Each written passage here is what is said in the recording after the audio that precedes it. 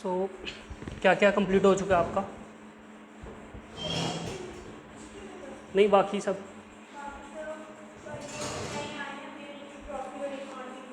अच्छा। आप दोनों बिल्कुल नए हो, कुछ कंप्लीट नहीं हुआ आपका, जस्ट स्टार्ट है। ठीक है, तो हम स्टार्ट करेंगे मॉडर्न इसका में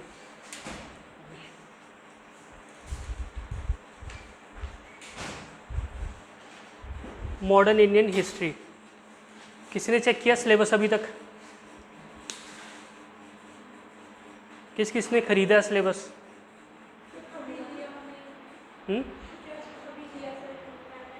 अच्छा, ठीक है, तो सबसे पहला काम आपका यही है। Yes, coming. मुझे सर बोले थे कि आपका ओरिजिनल हिस्ट्री ना, हाँ तो मतलब सर जो ये सिलेबस है जैसे वो ना मॉडर्न यस, मेडिवल, कमिंग।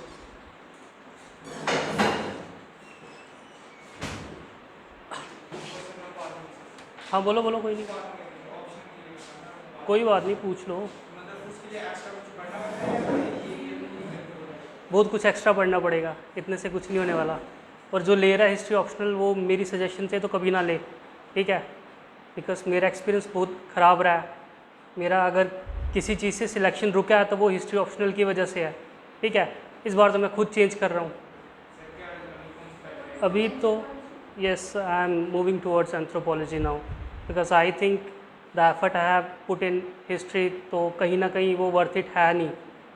तो I have written 6 mains in history और किसी में भी मेरे 250 से ज़्यादा नहीं आया है, जो कि बहुत ही ज़्यादा लो है, ठीक है? अगर एंथ्रोपोलॉजी में एक एवरेज स्टूडेंट भी है तो वो भी 280 लेके आता है, और हिस्ट्री में आपको 280 लाने के लिए पता नहीं क्या करना पड़ेगा, मुझे तो नहीं पता, क्योंकि मेरे तो आए नहीं है, ठीक है? तो इनडायरेक्टली यही है कि अगर आपको हिस्ट्री ऑप्शन लेके केएस निकालना है तो आपको फिर जो एक्स्ट्रा एफर्ट मारना पड़ेगा, मुझे नहीं लगता वो वर्थ इट है। और उससे पॉसिबल भी है, हर साल मुश्किल से 1 या 2 बच्चा हिस्ट्री ऑप्शनल से निकल रहा है, और वो भी वो जिनका हिस्ट्री बैकग्राउंड है ग्रेजुएशन में, या जो नेट जेआरएफ क्वालिफाइड है, ठीक है, जिन्होंने हिस्ट्री में बहुत ज़्यादा मेहनत की हुई है। तो अगर आप शिफ्ट करना चाह रहे हो either from an engineering background और some from other subject into history, तो मैं तो कभी सजेस्ट नहीं करूँगा। बाकी choice is yours, you are the जज, ठीक है? तुम्हें क्वालिफाई करना है, मैं जस्ट गाइड कर सकता हूँ। और बुक्स की बात कर रहे थे आप, तो बुक्स तो काफ़ी अलग से पढ़नी पड़ेंगी। लाइक मॉडर्न के लिए हमें स्पेक्ट्रम इनफ है for prelims and mains GS perspective से, लेकिन शेखर बंदोपाध्याय हिस्ट्री ऑप्शनल वालों के लिए कंपलसरी हो जाती है। और सेल्फ स्टडी हिस्ट्री कोचिंग है, उनके नोट्स जो काफ़ी अच्छे बने हुए हैं, लेकिन काफ़ी डीप हैं, ठीक है? बहुत ज़्यादा एफर्ट लगता है। अगर आज स्टार्ट करोगे तो 6-8 महीने बाद तो कंप्लीट होंगे, रिवाइज कब करोगे? तो चलो वो बात की बात है हिस्ट्री ऑप्शनल की। फ़िलहाल हमारा कंसर्न है मॉडर्न इंडियन हिस्ट्री। तो मॉडर्न इंडियन हिस्ट्री स्टार्ट होती है डिक्लाइन ऑफ मुगल से। सर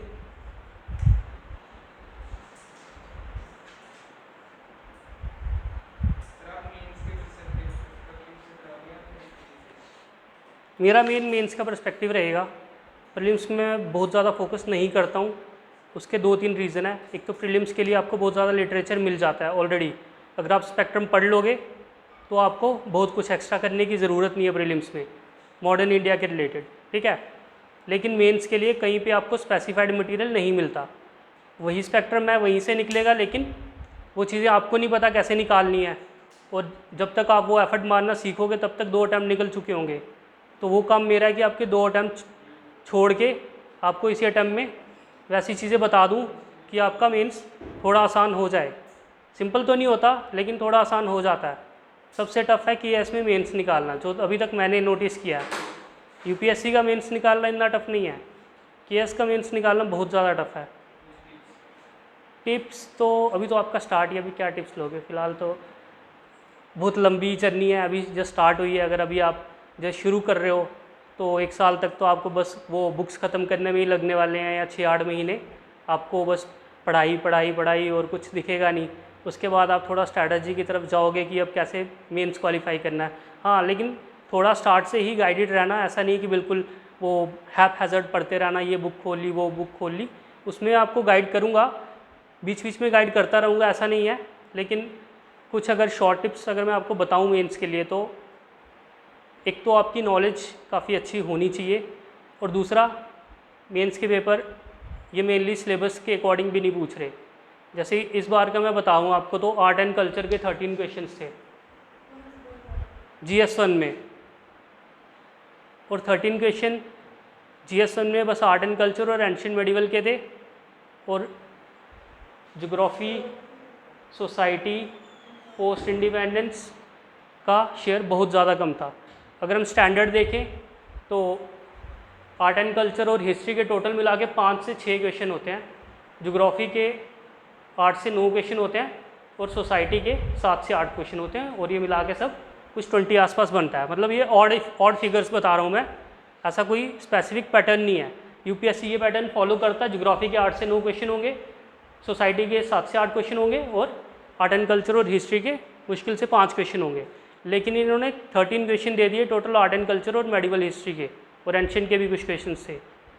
तो इससे आपको हिस्ट्री की इम्पोर्टेंस पता चल जाती है कि आप कहीं पे भी थोड़ा लैग नहीं रह सकते। ठीक है, आपने कहीं सोचा कि हाँ मॉडर्न इंडिया तो पढ़ लेते हैं, लेकिन एंशिएंट मेडिवल पे थोड़ा लाइटली ले लेते हैं, टफ है, नहीं हो रहा, तो इस एटीट्यूड से तो बिल्कुल क्लियर नहीं होने वाला। ठीक है, तो सब कुछ होलिस्टिक लेके चलना है, छोड़ना कुछ भी नहीं है। जो छोड़ने वाला टाइम था वो निकल चुका, जब एक एक सब्जेक्ट या दो दो सब्जेक्ट आप छोड़ के जाते थे और आपका क्वालिफाई हो जाता था। अब वैसा नहीं है, अब आपको सब पढ़ के जाना पड़ेगा, और वो भी होलिस्टिक अंडरस्टैंडिंग के साथ।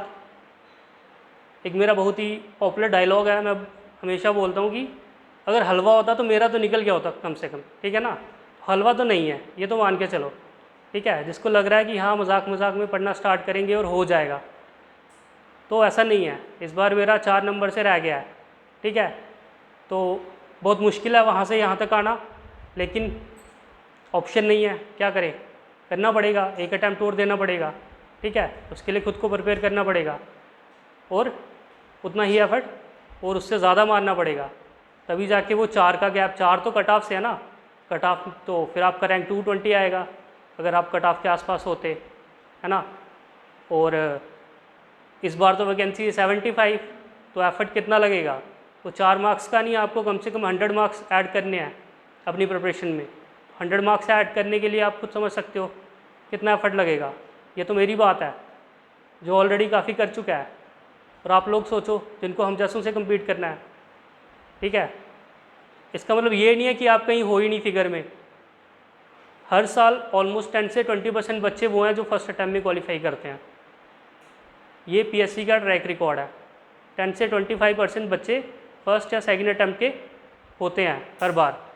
तो ये आपको मोटिवेशन देगा कि आप स्टार्ट से ही थोड़ा मोटिवेटेड रहें और अपनी प्रिपरेशन को थोड़ा बेटर करके चलें। ठीक है,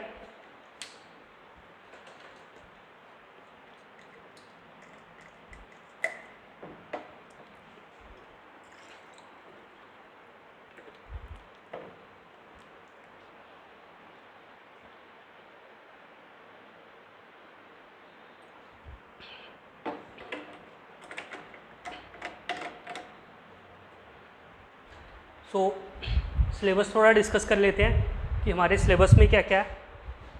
एक तो सबसे पहले है डिक्लाइन ऑफ मुगल्स, जो हम आज करने वाले हैं।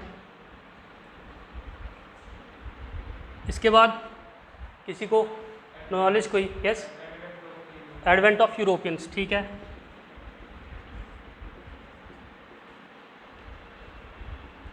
एडवेंट ऑफ यूरोपियंस में हम पढ़ेंगे, डिक्लाइन ऑफ मुगल्स में आज हम पढ़ लेंगे जो भी पढ़ना होगा। एडवेंट ऑफ यूरोपियंस में हम पढ़ेंगे एक तो कि कौन कौन सी फैक्ट्रीज उन्होंने कहाँ कहाँ पे सेटअप की यूरोपियंस ने, और उनकी कुछ वॉर्स हुई हैं वो पढ़ेंगे। ये फैक्ट्रीज़ वाला थोड़ा ज़्यादा इंपॉर्टेंट है, यूपीएससी 2 से 3 बार इस पर क्वेश्चन पूछ चुका है, और वो भी ऐसी फैक्ट्रीज़ के नाम पूछता है जो बुक में कहीं बिल्कुल एक जगह पे मेंशन होते हैं, पूरी स्पेक्ट्रम में एक जगह पे नाम मिलेगा, वो भी छोटा सा। ठीक है, तो इससे इम्पॉर्टेंस ये पता चलती है कि कितना इम्पॉर्टेंट है ये टॉपिक, और स्पेक्ट्रम को पढ़ना कैसे, होलिस्टिकली वर्ड टू वर्ड। ठीक है, एक एक वर्ड पे पूरा ध्यान देना है, तभी जाके ऐसे क्वेश्चन यूपीएससी में निकलेंगे। केएस में थोड़ा, मैं कहूँ थोड़ा सी आसान है कंपैरेटिवली। प्रीलिम्स क्लियर करना केएस में काफ़ी सिंपल है एज़ कम्पेयर टू यूपीएससी, ठीक है। एक तो कट ऑफ काफ़ी कम जाता है, दूसरा क्वेश्चन का लेवल काफ़ी कम होता है, लेकिन इसका मतलब ये नहीं है कि आराम से निकल जाएगा। लेवल अभी चेंज हो रहा है, पिछले 2 टाइम से केएस का प्रीलिम्स भी काफ़ी टफ हो चुका है, लेकिन फिर भी कंपैरेटिवली काफ़ी फ़र्क है अभी भी, ठीक है। तो इसमें एक तो हम पढ़ेंगे फैक्ट्रीज़ कहाँ कहाँ पे सेटअप की उन्होंने, उसके बाद हम पढ़ेंगे एंग्लो फ्रेंच वॉर्स,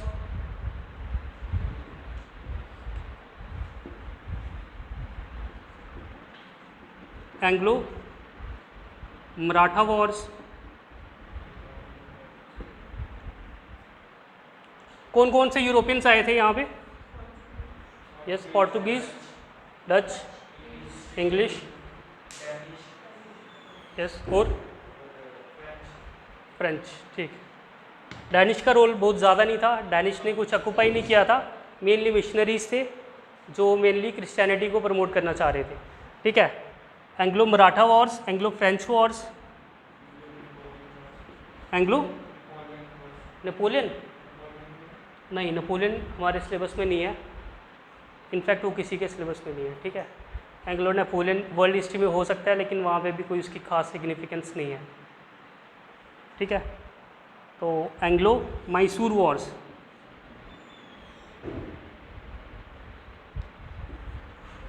मैसूर के बारे में क्या पता है? टीपू सुल्तान है ना, हैदर अली, बस इतना पता है तो बहुत है, इन्हीं के आसपास घूमने वाले हम, ठीक है। तो Anglo French Wars, Anglo Maratha Wars, Anglo Mysore Wars, ये आ जाएगा हमारा एडवेंट ऑफ यूरोपियंस में। इसके बाद रेगुलेटिंग एक्ट्स,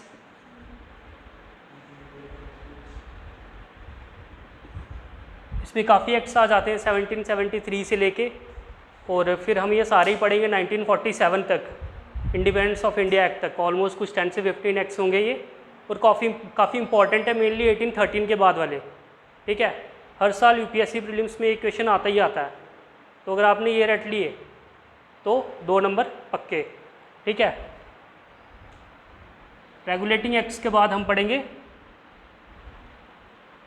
रिवोल्ट ऑफ 1857, ये भी काफ़ी सिग्निफिकेंट इवेंट है, इस पे प्रीलिम्स और मेंस दोनों में क्वेश्चन आता है, इवन ऑप्शनल में भी काफ़ी ज़्यादा आता है, जिनका हिस्ट्री ऑप्शनल होगा तो। रिवोल्ट ऑफ 1857 के बाद हम कांग्रेस पे चले जाएंगे, फॉर्मेशन ऑफ कांग्रेस इन 1885, और फिर इनकी फॉर्मेशन की सेफ्टी वॉल थ्योरी,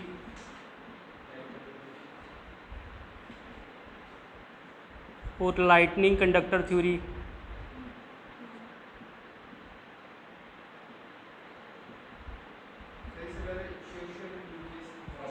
यस हाँ, socio religious reform movement, socio religious reform movements, ये भी काफ़ी इंपॉर्टेंट टॉपिक है, इसमें भी प्रीलिम्स में ऑलमोस्ट क्वेश्चन आता है, आइदर एवरी ईयर और अल्टरनेट ईयर, ठीक है। तो ये 2 काफ़ी इंपॉर्टेंट है, एक रेगुलेटिंग एक्ट और एक social religious reform movement prelims के पर्सपेक्टिव से। इसके बाद कांग्रेस के फॉर्मेशन के बाद हमारा आ जाता है, अभी गांधी नेरा दूर है, इससे पहले हमारा वो आ जाएगा ना, पार्टीशन ऑफ बंगाल,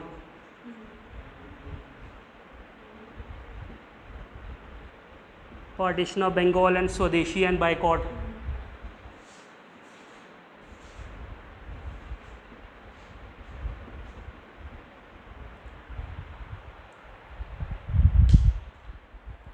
सो मुझे लगता है मेनली आप सिलेबस के साथ फैमिलियर हैं ऑलमोस्ट अभी।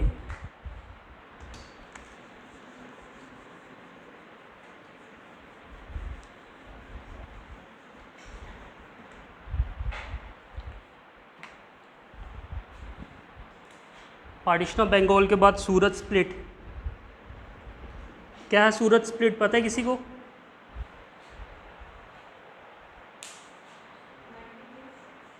यस, 1907,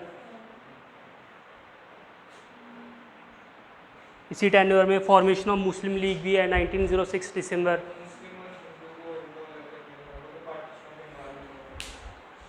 सूरत स्प्लिट में एक्सट्रीमिस्ट और मॉडरेट्स में फैक्शनलिज्म हुआ था और वो डिवाइड हुए थे, ठीक है। सूरत स्प्लिट के बाद हमारा आ जाएगा मोरले मिंटो रिफॉर्म्स, जो कि इसी में काउंट करेंगे हम रेगुलेटिंग एक्ट्स में। मोरले मिंटो रिफॉर्म्स के बाद हमारा first world war and entry of Gandhi. First world war के टाइम पे गांधी जी इंडिया वापस आए थे और फिर उनका काफ़ी मेजर रोल रहा था इंडिया की वॉर पॉलिसी डिफाइन करने में, ठीक है। देन इसके बाद हमारा लखनऊ पैक्ट आ जाता है। पता है लखनऊ पैक्ट किसी को?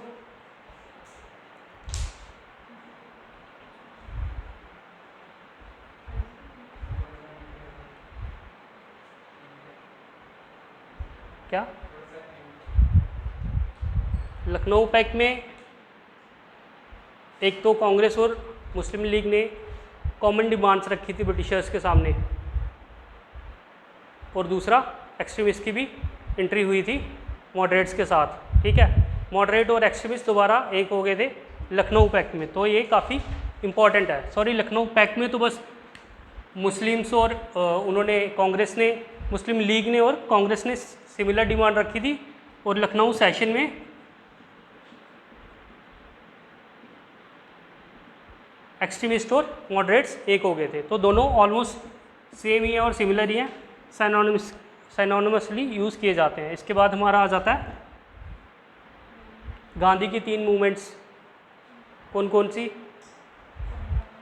चंपारण, खेड़ा, अहमदाबाद, ठीक है। अगर किसी को ऊपर से जा रहा है तो कुछ ऊपर से नहीं जाने वाला है, ये जस्ट एक इंट्रोडक्टरी सेशन चल रहा है हमारा कि हम क्या क्या पढ़ने वाले हैं। बाद में ये सब हम डिटेल में पढ़ेंगे और काफ़ी अच्छे से इनको लिखेंगे भी और समझेंगे भी, ठीक है।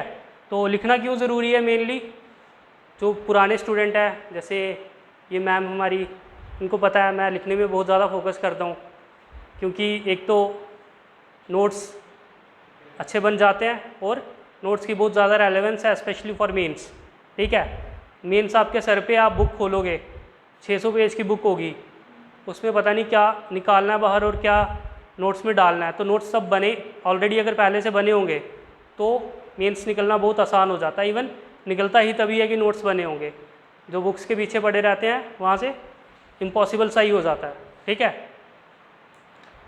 इसके बाद हमारा आ जाता है non cooperation movement.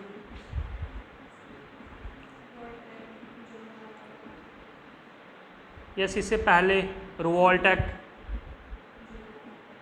And Jallianwala Bagh,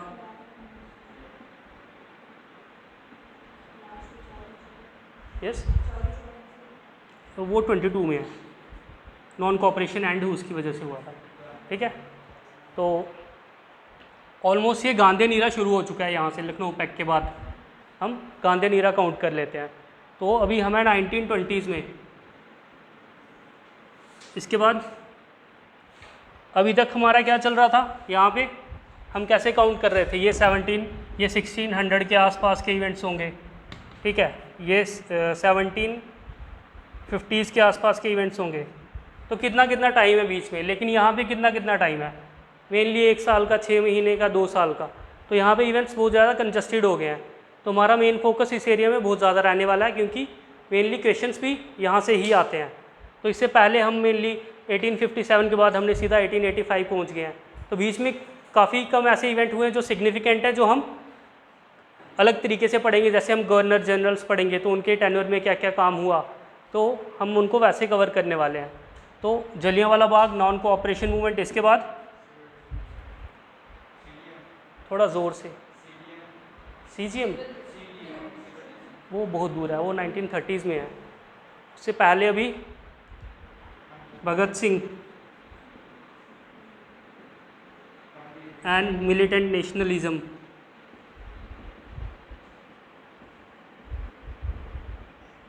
या फिर इनकी HSRA, ठीक है। फिर इसके बाद साइमन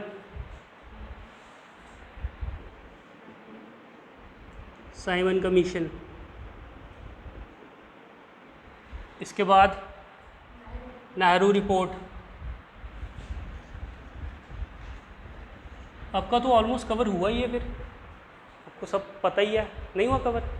तो इतना सब नॉलेज कहाँ से आ रही है आपको? खुद पढ़ा हुआ है क्या? अच्छा नहीं, अच्छा है, पहले से प्री वर्क करके आए तो बहुत ज़रूरी है। नेहरू रिपोर्ट के बाद टानी मार्चियस, उसको सिविल डिसोबीडियंस मूवमेंट में ही काउंट करेंगे। डांडी मार्च फर्स्ट, यस। इसके बाद राउंड टेबल कॉन्फ्रेंसेस, ये मेनली प्रीलिम्स के पर्सपेक्टिव से ज़्यादा ज़रूरी है, मेंस में इनका कुछ इतना सिग्निफिकेंट पूछा नहीं जाता है। मेंस में इस एरिया से आजकल जो क्वेश्चन चल रहे हैं वो है कि role of womens in national movement, तो कुछ वुमेन्स के नाम याद रखने हैं और उनके काम याद रखने हैं कि उन्होंने क्या काम किए थे और कौन सी ऑर्गेनाइजेशन से वो एसोसिएटेड थी। रोल ऑफ कैपिटलिस्ट, जो मुझे लगता है बहुत ही प्रोस्पेक्टिव है अगले 1-2 साल में, role of capitalist in national movement. तो कैपिटलिस्ट को हम हमेशा कैपिटलिस्ट और या फिर इंडस्ट्रियलिस्ट कहेंगे, ठीक है। कैपिटलिस्ट को हमेशा माना जाता है कि ये नेशनलिज्म की आइडियोलॉजी से बहुत दूर रहते हैं और मेनली इनका सारा फोकस रहता है पैसा बनाने में, है ना। तो हमें ये भी देखना है कि उनका रोल क्या है नेशनल मूवमेंट में, उनकी क्या आइडियोलॉजीज़ थी। 1920s में वो किस तरफ थे और 1930s में जब CDM आई या सिविल डिसोबीडियंस मूवमेंट आई तो उस टाइम पे वो किस डायरेक्शन में थे। 1940s में उनका क्या रोल था, ठीक है। ये हम पढ़ेंगे मेनली मेंस के पर्सपेक्टिव से, प्रीलिम्स में इसमें क्वेश्चन नहीं आने वाला है। और मुझे जो लगता है इसमें क्वेश्चन आ सकता है एक रोल ऑफ फॉरेनर्स, तो कुछ ऐसे फॉरेनर्स भी हैं जिनका इंडियन नेशनल मूवमेंट में काफ़ी योगदान रहा है। जैसे एग्जाम्पल कोई नो एओ ह्यूम, यस मान सकते हैं, यस एनी बेसेंट, बिल्कुल। अगर आप कांग्रेस के सेशन ही देखो तो 5-6 यूरोपियन आपको मिल जाएंगे, ठीक है। उसके बाद अगर आप गूगल पे सर्च करेंगे तो 5-6 आपको और नाम मिल जाएंगे जो कांग्रेस के लोअर ऑर्गेनाइजेशन में काम करते थे। कोई हिमाचल में काम करता था या कोई दूसरे मतलब प्रोविंशियल लेवल पे जो काम करते थे, ठीक है। तो वो 5-6 नाम याद रख लेंगे और क्वेश्चन आया तो चेप देंगे, नहीं आया तो फिर भी याद रखेंगे, कभी भी आ सकता है, ठीक है। तो इसके बाद और एक और मेनली क्वेश्चन आता है इसमें, डिफरेंट टाइप ऑफ आइडियोलॉजीज़, अलग अलग आइडियोलॉजीज़ डेवलप हुई 1920s में। ये यूपीएससी का कुछ ज़्यादा फेवरेट क्वेश्चन हो रहा है 2-3 साल से। कंपैरिजन, वो पीएससी मुझे लगता है अभी ट्रेंड स्टार्ट करने वाला है अभी, लेकिन यूपीएससी में वो ट्रेंड था 2016, 17, 18 के आसपास, अभी थोड़ा कम आ रहा है, ठीक है। लेकिन हम पढ़ लेंगे, वो भी कोई इशू नहीं है। गांधी और अंबेडकर का कंपैरिजन, गांधी और नेहरू का कंपैरिजन, अंबेडकर और नेहरू का कंपैरिजन, बोस का कंपैरिजन, तो ये 3-4, 2-2, 3-3 पॉइंट इनमें बना लेंगे। अगर कभी आ गया तो हमारे लिए बेनिफिशियल हो जाएगा। लेकिन अभी रिसेंटली यूपीएससी ने पूछा नहीं है इन पे काफ़ी साल से, ये 2016-17 में इस पर क्वेश्चन आया था। अभी क्वेश्चन चल रहा है कि कौन कौन सी आइडियोलॉजीज़ का यह डेवलप हुई 1920s के टाइम पे और उनका क्या रोल रहा नेशनल मूवमेंट में। तो कौन कौन सी आइडियोलॉजीज़ हैं 1920s के टाइम पे, अगर किसी को कुछ नॉलेज है इस पे तो।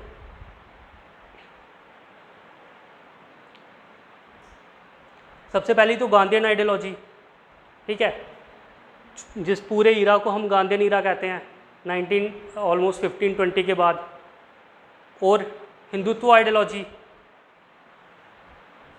आपने देखा होगा उस टाइम पे 1950s के आसपास हिंदू महासभा बनती है और फिर उसके बाद काफ़ी राउंड टेबल कॉन्फ्रेंस में भी आपने देखा होगा, नेहरू रिपोर्ट पे भी देखा होगा कि जब मुस्लिम्स कुछ डिमांड करते हैं या मुस्लिम लीग कुछ डिमांड करती है तो हिंदू महासभा के मेंबर उसको अपोज करते हैं, ठीक है।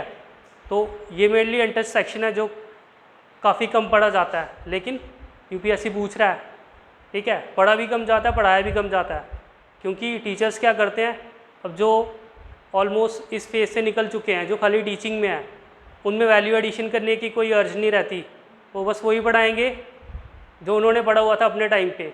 लेकिन नई डायमेंशन तभी आएंगी जब आप खुद टच में रहोगे, क्योंकि आपको खुद भी पता है, आपको खुद भी ऐड ऑन करनी पड़ेंगी चीज़ें, ठीक है।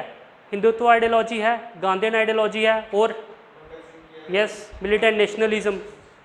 भगत सिंह की मिलिटेंट नेशनलिज्म तो नहीं कहेंगे, क्योंकि भगत सिंह ने लास्ट में सोशलिज्म में कन्वर्ट कर लिया था। कन्वर्ट क्या किया था, आइडियोलॉजी उन्होंने, उनका ऐसे आपने सभी ने पढ़ा होगा, why I am an atheist, जो उन्होंने जेल में लिखा था, ठीक है। तो उन्होंने डायरेक्टली कहा था कि मैं एक सोशलिस्ट हूँ और मैं रिलीजन वगैरह को नहीं मानता, I am against this system of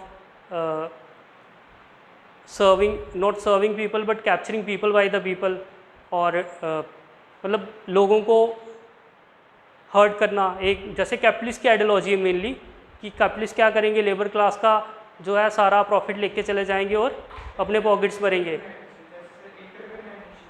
हाँ, एंटरप्रेन्योर्स,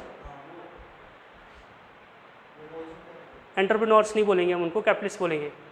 एंटरप्रेन्योर्स थोड़ा आज का वर्ड है, उस टाइम पे एंटरप्रेन्योर्स टाइप का कोई वर्ड था नहीं, ठीक है। तब कैपिटलिज्म वर्सेस कम्युनिज्म ही चलता था। पढ़ेंगे सारी डिबेट जब वर्ल्ड हिस्ट्री में जाएंगे, कैपिटलिज्म वर्सेस कम्युनिज्म। और कोई आइडियोलॉजी अगर आपको याद आ रही हो इस टाइम पे तो?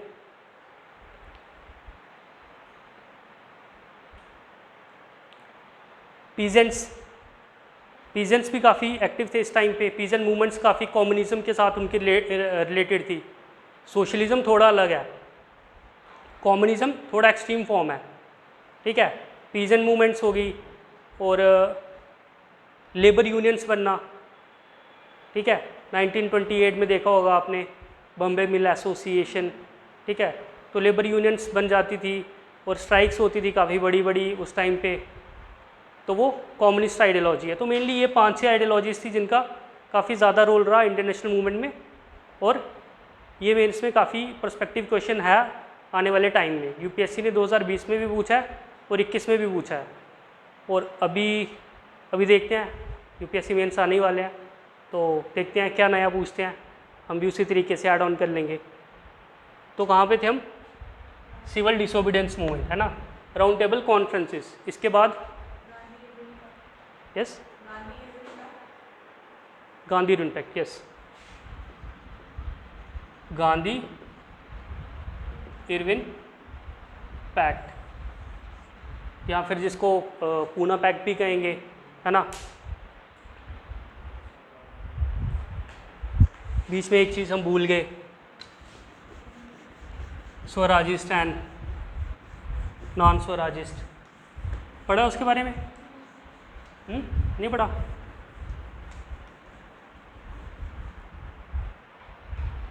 तो मेनली जब 1920s में इलेक्शन होने लगी थी तो कुछ लोग फेवर में थे कि इलेक्शन लड़नी चाहिए, कुछ लोग फेवर में नहीं थे कि इलेक्शन नहीं लड़नी चाहिए। जैसे CR दास, मोतीलाल नेहरू, तो उन्होंने कहा कि हम इलेक्शन लड़ेंगे। तो बाकी सभी कहते हैं कांग्रेस के मेंबर्स की इलेक्शन नहीं लड़नी है। गांधी भी इस फेवर में नहीं थे, तो उन्होंने अपनी पार्टी बना दी कांग्रेस स्वराज पार्टी, तो उनको स्वराजिस्ट कहा गया, ठीक है। पढ़ेंगे हम डिटेल में जब वहाँ पे पहुँचेंगे। तो उन्होंने इलेक्शन लड़ी और गांधी ने भी फिर फाइनली उनको अप्रूव किया कि हम नहीं चाहते दोबारा से 1907 वाला स्प्लिट हो। स्प्लिट होने से क्या होता है, मूवमेंट टूट जाती है। हम रिसेंटली देखें काफ़ी पार्टीज़ इंडियन अभी सिनेरियो में स्प्लिट्स, कितने ज़्यादा स्प्लिट हुए हैं। कांग्रेस का ये हाल हुआ क्यों है? स्प्लिट्स पे स्प्लिट्स।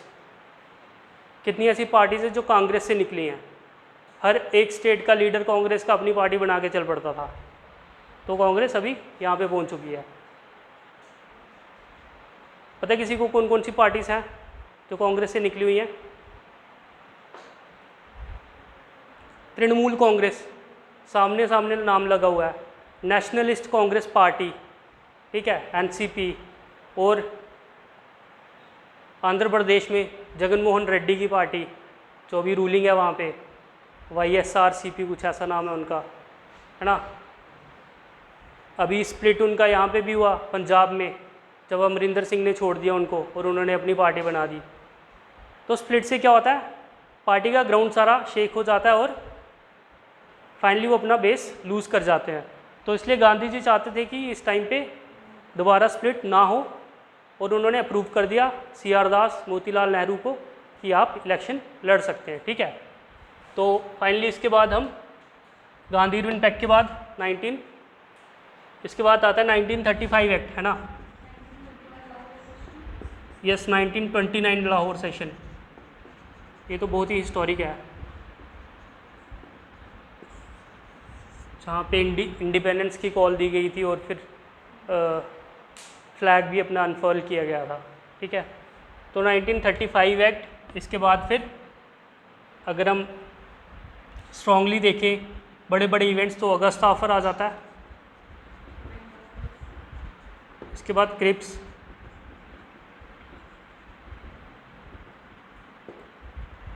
वेवल प्लान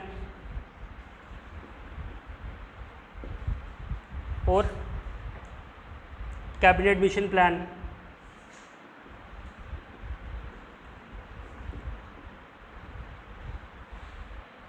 और भी है यहाँ पे एक दो छोटा छोटा। हाँ, वो तो ऊपर ही थी ना, ये राउंड टेबल कॉन्फ्रेंस थी, 1930s में हुई है ये सारी, 30, 31, 32 इस टाइम पे ये तीनों खत्म हो गई हैं। यस, वो एक दिन की बात नहीं ना, डिमांड फॉर पाकिस्तान, वो 1930 से स्टार्ट हुआ है उनका मूवमेंट थोड़ा थोड़ा, और 1940s में जाके काफ़ी ज़्यादा स्ट्रांग हो गया। ठीक है, लेकिन काउंट हम वहाँ से ही करते हैं उनका जो सेशन हुआ था 1940 में, डिमांड फॉर पाकिस्तान। तो ये सारा जो भी है, ये सारा तामझाम ये उसी वजह से, डिमांड फॉर पाकिस्तान की वजह से। अदरवाइज़ एक ही ऑफ़र होता और सभी एक्सेप्ट कर लेते, जब एक को रिजेक्ट किया गया तो फिर दूसरा आया, तो क्रिप्स भी रिजेक्ट हो गया, फिर वेवल प्लान आया, और फिर बीच में वो दिसाई और लियाकत पैक्ट, ये भी कुछ छोटी मोटी चीज़ें हुई हैं, पढ़ेंगे हम सारा। और फिर finally cabinet mission plan approve होता है, दोनों को पार्टीज़ कांग्रेस और मुस्लिम लीग मान जाती हैं कि हम कैबिनेट मिशन प्लान के अकॉर्डिंग हम अपना बनाएंगे असेंबली, कॉन्स्टिट्यूएंट असेंबली, और फिर इसके बाद finally independence of India act आता है और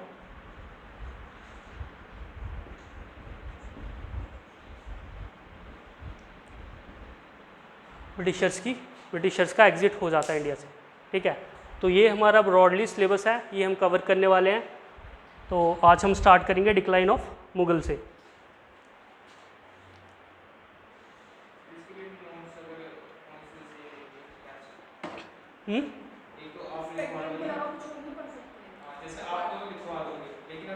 आपके पास आप क्या सजेस्ट कर रहे हो, मतलब खुद के लिए क्या स्पेक्ट्रम अगर आपको नहीं पढ़नी है, आपके माइंड में कोई ऑप्शन है जो आप मुझे पूछ रहे हो? यस, एनसीईआरटी तो कंपलसरी है, उसके बाद स्पेक्ट्रम आएगी ना। एनसीईआरटी तो बोलने की ज़रूरत नहीं है, एनसीईआरटी तो पढ़नी ही पढ़नी है।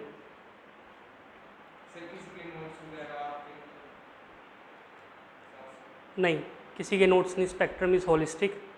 स्पेक्ट्रम ज़रूरी है क्योंकि नोट्स में काफ़ी चीज़ें छूट जाती हैं, बल्कि हो गई है काफ़ी अभी टाइम के साथ।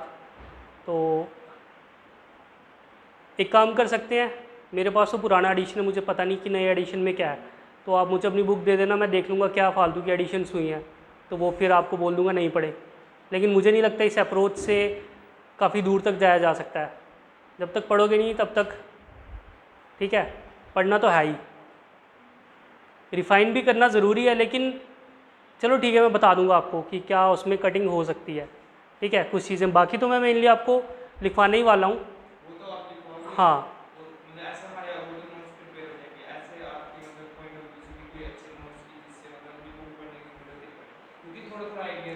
मॉडर्न इंडिया में कुछ कोई भी ऐसे नोट्स आते नहीं हैं, मुझे नहीं लगता, कोई भी नहीं पढ़ता, सभी स्पेक्ट्रम ही पढ़ते हैं। बिपिन चंद्रा पढ़ सकते हैं, हाँ, स्पेक्ट्रम है उससे अच्छी। बिपिन चंद्रा कौन सी वाली, एक छोटी वाली है ना? हाँ हाँ, छोटी वाली तो मैंने पढ़ी नहीं है, मोटी वाली पढ़ी है। वो तो वो स्पेक्ट्रम जो है वो सारा वहीं से शॉर्ट किया हुआ है, जो मेन वाली विपिन चंद्र है, जो ऑप्शनल वाले पढ़ते हैं। ठीक है, तो स्पेक्ट्रम वहीं से बनी हुई है, तो मुझे लगता है स्पेक्ट्रम पढ़ लेनी चाहिए, है मोटी, लेकिन क्या करें, डिसीज़न भी आपका ही है पढ़ने का, है ना, किसी ने फोर्स तो नहीं किया है। तो फिर जब इतना खुद में एंथुजियाज़म है तो फिर थोड़ी मेहनत और कर लो। मेंस लेवल का हो जाएगा, लेकिन प्रीलिम्स की छोटी छोटी डिटेल मैं आपको नहीं करवा सकता ना। अगर आप खुद सोचो कि मैं एक एक डिटेल आपको लिखवाने लग जाऊं तो वो कैसे फिजिबल होगा। प्रीलिम्स की बहुत छोटी छोटी डिटेल है, मैं अपने एंड से वो भी करवा दूंगा, क्योंकि जो मैंने अपने लिए बनाए हुए हैं वो मैं आपको करवा सकता हूँ। लेकिन जो मैंने अपने लिए नहीं बनाए, जिसके लिए मैं अभी स्पेक्ट्रम ही पढ़ता हूँ, तो वो तो आपको भी स्पेक्ट्रम से ही करना पड़ेगा। ठीक है, फिर भी मैं आपका काम काफ़ी शॉर्ट कर दूंगा, बहुत छोटा कर दूंगा और बता दूंगा कि फिर भी क्या पढ़ो क्या नहीं पढ़ो। फिर भी स्पेक्ट्रम में जो भी इम्पोर्टेंट पॉइंट होगा ना वो आप हमें बता देंगे। हाँ वो मैं आपको बता दूंगा। तो अब सिर्फ सर मॉडर्न पढ़ाओगे एडिशन अब एंशियंट मेडिवल के लिए कोई बुक बता दो। सतीश चंद्र कैसे मेडिवल। आपने क्या वो किया था ना आप NCERTs एंशिएंट मेडिवल के लिए और कुछ नहीं पढ़ना है। ओल्ड NCERTs पढ़ो, सतीश चंद्रा की आती हैं वो। हाँ लेकिन वो बहुत हेक्टिक है, याद नहीं रहती है ना। अगर मेडिवल स्टार्ट करोगे तो मुझे लगता है एक डेढ़ महीना तो कहीं नहीं गया, मतलब काफ़ी डिटेल है उसमें जो याद नहीं रहती। तो लेकिन क्या करें, वहीं से निकलता है क्वेश्चन। अगर आप देखोगे प्रीलिम्स के क्वेश्चन तो काफ़ी निकलते हैं उन NCERT से, एंशिएंट की भी और मेडिवल की भी। तो वो कंपलसरी है ऑलमोस्ट, वो आपको पढ़ना ही है, एंशिएंट मेडिवल की NCERTs। और आर्ट एंड कल्चर के लिए तो हाँ, फाइन आर्ट्स तो नहीं, फाइन आर्ट्स तो नहीं, नितिन सिंघानिया। हाँ नितिन सिंघानिया में काफ़ी डिटेल है, तो अगर आपको लगता है एक्स्ट्रा टाइम है तो पढ़ सकते हैं। लेकिन मुझे लगता है नितिन सिंघानिया अच्छे से कवर करता है ऑलमोस्ट आर्ट एंड कल्चर, और क्वेश्चन भी निकलते हैं वहाँ से। तो अब जो स्टैंडर्ड बुक्स हैं, नहीं KS में नहीं आता है, लेकिन UPSC में आता है। UPSC में क्वेश्चन पूछते हैं। तो आप लोग खाली KS के लिए देख रहे हो या UPSC भी खाली KS, बाकी सभी? अच्छा, लेकिन फिर भी नितिन सिंघानिया पढ़ लेना, क्योंकि मेंस में इस बार देखा 13 क्वेश्चन आर्ट एंड कल्चर के, तो कहाँ से करोगे अगर वो नहीं पढ़ोगे नितिन सिंघानिया? तो ऑलमोस्ट वहाँ से निकलती हैं चीज़ें। उसके बाद भी मेरे पास भी कुछ मटेरियल होगा आर्ट एंड कल्चर का, तो मैं कर दूंगा उसमें हेल्प आपकी, लेकिन मेनली बुक तो पढ़नी पड़ेगी। तो आपने अपने नोट्स को प्रिपेयर किया होंगे। मेरे हैंड रिटन नोट्स आपको समझ ही नहीं आएंगे तो कैसे पढ़ोगे?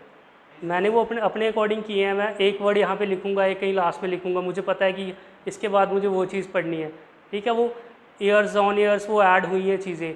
यहाँ तो हो कि हाँ कोई क्लास में बिल्कुल वैसे सेम पढ़ा हो तो सीक्वेंस वाइज रहता है, तो वैसा नहीं है। अब हर साल मैं प्रीलिम्स के 50 टेस्ट लगाऊंगा, उसमें काफ़ी ऐसी चीज़ें आएंगी जो हमारे नोट्स में नहीं है। वो कहीं पे तो चेपनी पड़ेंगी ना मेरे को, और नोट्स में तो स्पेस रहती नहीं है। नोट्स तो अगर मैं आपको कुछ लिखवा रहा हूँ तो आप थोड़ी उसमें बीच में जगह छोड़ोगे और फिर उसमें वो चीज़ ऐड करोगे, वो तो अलग से ही करनी पड़ेगी। तो उसके लिए मेनली क्या सोर्स रहता है, वो आप चिट्स लगा सकते हो। स्टेपलर ले लो, आपको लगे इस टॉपिक क्या है तो उसके ऊपर चिट्स ऐड करते जाओ, ठीक है, ताकि बाद में जब पढ़ोगे तो वो चिट्स और वो आपके नोट्स दोनों एक जगह पे आपको मिल जाएं। कम आता है हिस्ट्री के रिलेटेड, काफ़ी कम आता है। मेंस में आपको क्वेश्चन आ सकता है, लेकिन प्रीलिम्स में हिस्ट्री के रिलेटेड काफ़ी कम चीज़ें आती हैं। हाँ वो मैं कर दूंगा।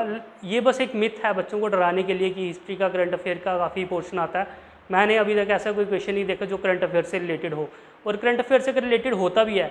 मान लो धोलावीरा आपकी एक साइट है हिस्ट्री में, है ना, पता होगा सभी को जिसने पढ़ी है हिस्ट्री। तो धोलावीरा साइट है और अभी रिसेंटली उसको यूनेस्को हेरिटेज साइट बना दिया, तो करंट अफेयर का क्वेश्चन थोड़ी हो, तो हिस्ट्री का क्वेश्चन आपको वैसे भी पता होना चाहिए। तो अगर करंट अफेयर में आ रहा है तो एडिड एडवांटेज है कि आप उस पर फोकस कर लोगे। और राखी गढ़ी पिछले बार क्वेश्चन में पेपर में आ गया था, है ना, 2021 के मेंस में राखी गढ़ी पे क्वेश्चन आया था।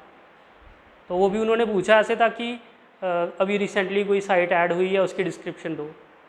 राखी गढ़ी नहीं था वो दूसरा था, रमप्पा टेम्पल था, ठीक है। तो मेंस में क्वेश्चन आते हैं, लेकिन प्रीलिम्स में काफ़ी कम इसका रहता है चांस आने का।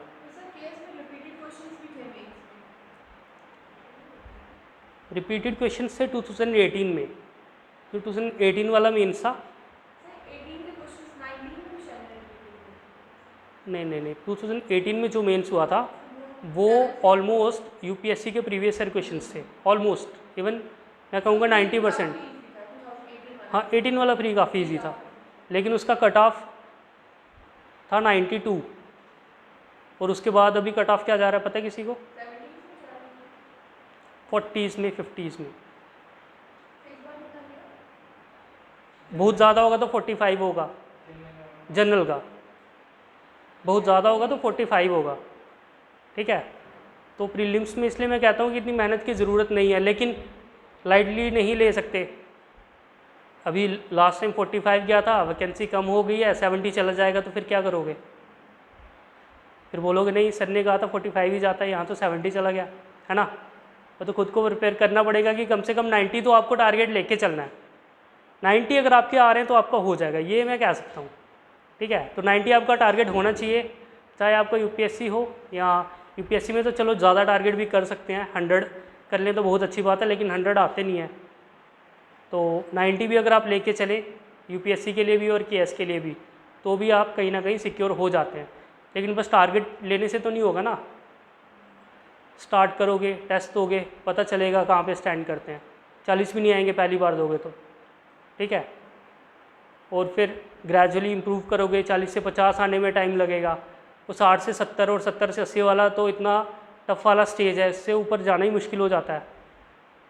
तो काफ़ी मेहनत करनी पड़ेगी, एफर्ट डालने पड़ेंगे, अदरवाइज़ फिर काफ़ी टफ रहने वाला है। अभी से मिनिमम 9 से 10 घंटे जो मैं कह रहा हूँ, क्योंकि आपका फर्स्ट अटैम्प्ट है, इतना तो आप आराम से कर सकते हो, है ना। 9-10 घंटे तो मिनिमम आपके होने ही चाहिए, हाँ क्लास को छोड़ के। लेकिन वैसे आपकी क्लास अगर 2-3 चल रही होंगी फिर तो मुश्किल होगा आपके लिए। कितनी क्लासेस होती हैं आपकी दिन में? 2 होती हैं, फिर 10 तो ज़्यादा हो जाएगा, 7-8 घंटे भी मुझे लगता है काफ़ी हैं। लेकिन जो क्लास में पढ़ाया जा रहा है सारा रिवाइज़ कीजिए स्टैंडर्ड बुक से और नोट्स से, और अपने नोट्स रिवाइज़ करने हैं सारे, तभी धीरे धीरे जाके इम्प्रूवमेंट होगी। और फिर प्रीलिम्स आते आते आप वहाँ पे पहुँच जाओगे क्वालिफाई करने लायक। कौन दे रहा है प्रीलिम्स इस बार? भरा है किसी ने जो ये वाला प्रीलिम्स है? ठीक है, अच्छी बात है, बनना चाहिए। तो डिक्लाइन ऑफ मुगल्स पढ़ते हैं, बहुत हो गया लेक्चर, थोड़ा काम की बात कर लेते हैं अब।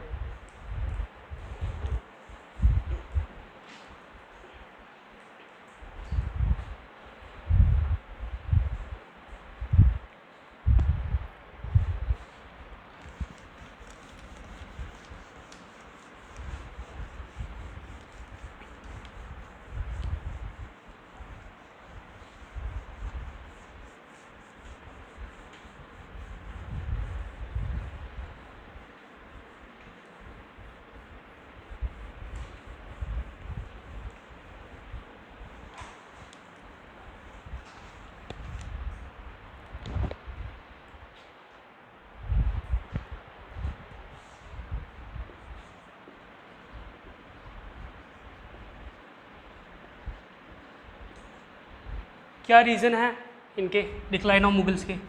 किसी को अगर कुछ पता हो तो। हाँ हाँ ठीक है।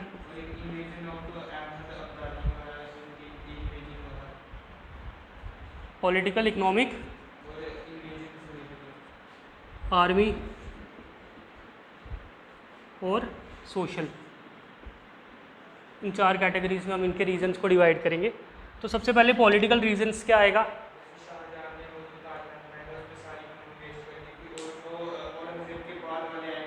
हाँ yes, weak successors, weak successors. Aurangzeb के सक्सेसर जो थे काफ़ी वीक थे। अगर आप देखें 1707 में औरंगज़ेब की डेथ होती है और उसके बाद 1719 तक ऑलमोस्ट 6 से 7 रूलर्स चेंज हो जाते हैं, ठीक है।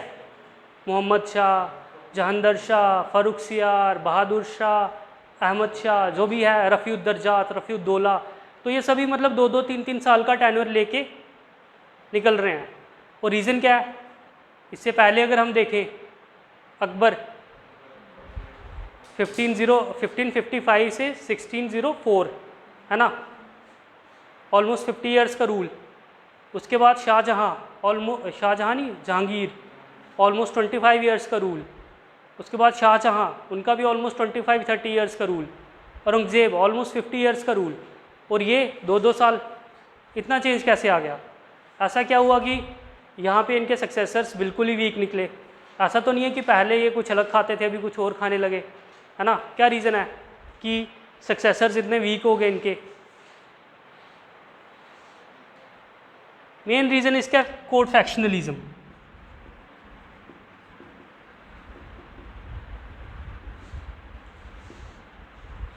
क्या है कोड फैक्शनलिज्म?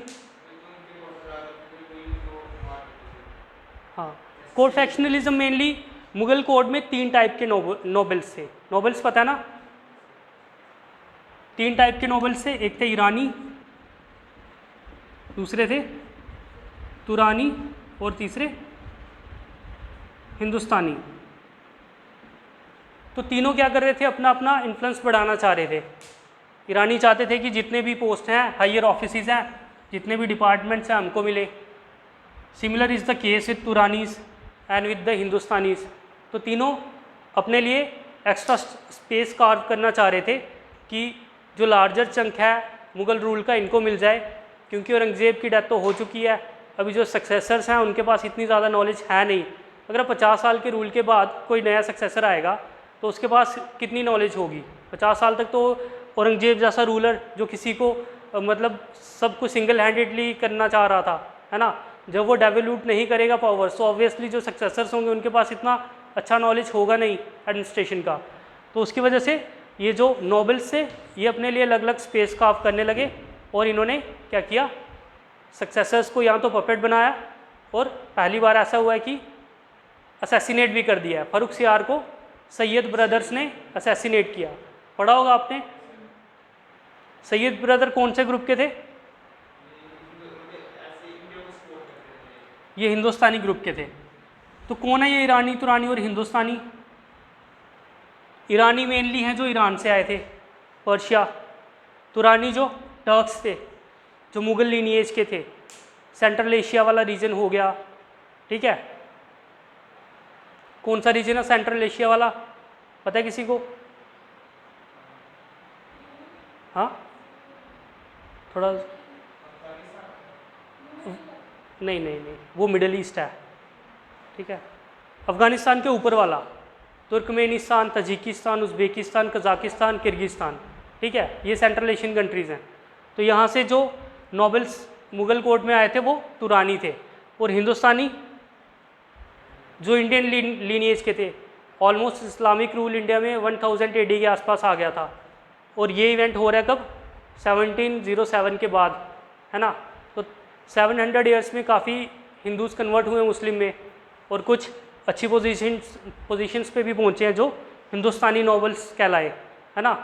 और वो चाह रहे थे अपने लिए अलग स्पेस कार्व करना, और उनमें सबसे प्रोमिनेंट थे सैयद ब्रदर्स।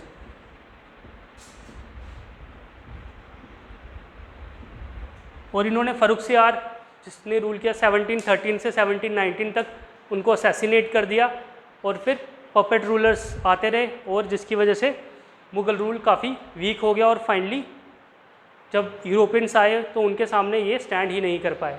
इवन मराठास के सामने इनका कोई अच्छा स्टैंड नहीं रहा। जैसे आपने मेंशन किया कि अब्दाली की इन्वेजन्स, तो अब्दाली की इन्वेजन्स में मुग़ल का कोई रोल ही नहीं था। मुग़ल्स लड़ने ही नहीं गए थे, मुग़ल्स के बिहाफ पे मराठा लड़ रहे थे, ठीक है। तो आप खुद समझ सकते हैं मुग़ल रूल का उस टाइम का हाल, कि मुग़ल्स के पास अब्दाली के साथ लड़ने की पावर ही नहीं है। मराठास उस टाइम पे दिल्ली में बैठे हुए हैं और मुग़ल्स को सब्जुगेट किया हुआ है, और मराठास लड़ रहे हैं on the behalf of Mughals, ठीक है। ना मुग़ल रूल चल रहा है, लेकिन मराठा तब तक दिल्ली तक पहुंच चुके थे, ठीक है। आगे पढ़ेंगे मराठा के बारे में भी, मेनली मेडिवल इंडिया में पढ़ते हैं, लेकिन हाँ थोड़ा बहुत हम यहाँ पे भी डिस्कस करेंगे। तो ये थे mainly political factors.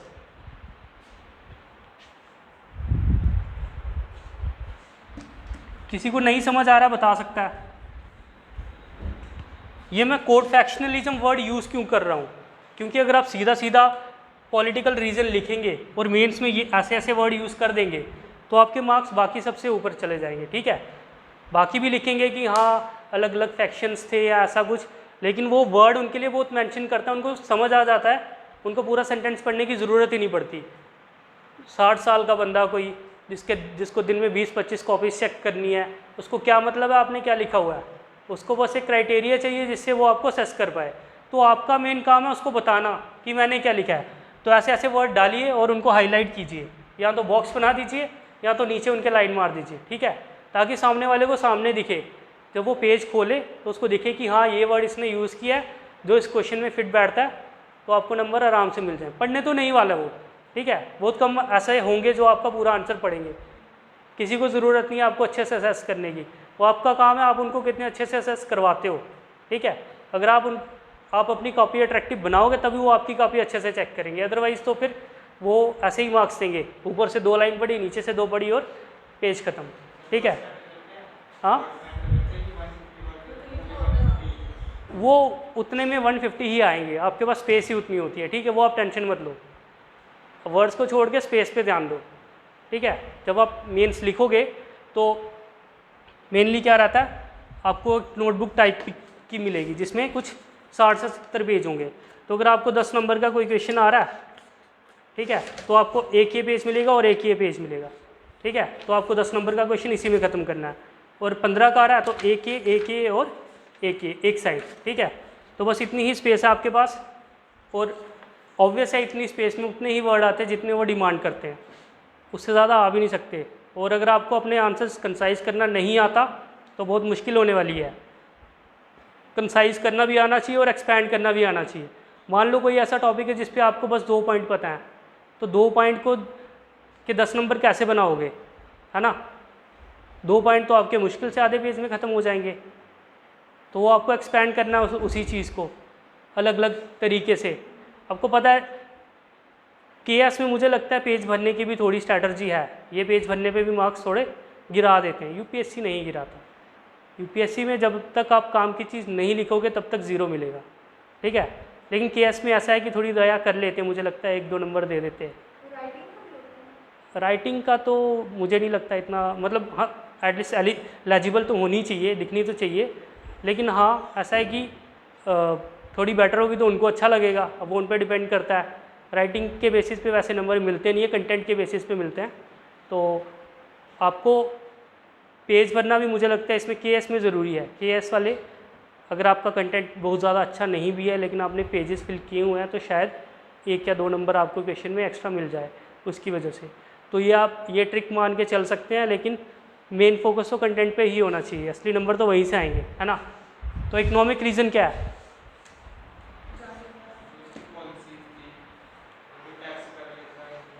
Yes, tax increase करना चाहा उसने, उससे क्या हुआ, रेबिलियन स्टार्ट हो गए। हाँ, तो रेबिलियन स्टार्ट हो गई जिसकी वजह से एम्पायर उसका अनस्टेबल हो गया और एक रीज़न बना डिक्लाइन का मुगल्स के। जागीरदारी क्राइसिस जो कि बहुत ही प्रोमिनेंट, क्या है जागीरदारी क्राइसिस? बहुत ही इंपॉर्टेंट पॉइंट है पूरे डिक्लाइन ऑफ मुगल में, क्योंकि सतीश चंद्रा पूरे इसी पॉइंट पे फोकस कर रहे हैं। ये पॉइंट सतीश चंद्रा ने दिया हुआ है, जागीरदारी क्राइसिस।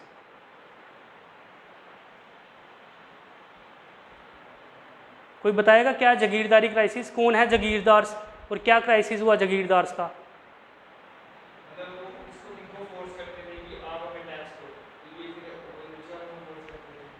जागीरदारी क्राइसिस मेनली ये नहीं था, इनडायरेक्टली जो आपने कहा वो सही है, लेकिन रूट कॉज इसका कुछ और था।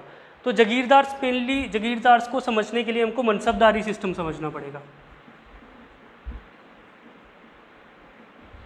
ये है मेडिवल इंडिया का क्वेश्चन, लेकिन इस बार मेंस में आया हुआ है, ठीक है। तो इसलिए मैं आपको हल्का सा हिंट यहीं पे दे देता हूँ इसका। तो अगर आप मुगल रूल को देखें तो मुगल रूल में क्या है, सूबाज हैं, सूबाज पता है ना, जैसे इंडिया में स्टेट्स हैं तो उनके टाइम पे सूबा होते थे, तो कुछ 15-16 सूबा थे औरंगजेब के टाइम पे, जितने भी थे वो डिटेल में बाद में देख लेंगे जब मेडिवल इंडिया में आएंगे। तो मैं अभी बस आपको हिंट दे रहा हूँ, जैसे स्टेट्स होती हैं वैसे सूबाज थे, और जैसे मिनिस्टर्स होते हैं वैसे थे मनसबदार्स, ठीक है। अभी अमित शाह जी को चाहिए होम मिनिस्ट्री, है ना, पहले थी किसके पास, राजनाथ सिंह के पास, है ना। तो हर कोई एम्बिशियस होता है इस सिस्टम में कि सबसे बड़ी मिनिस्ट्री मेरे को मिले।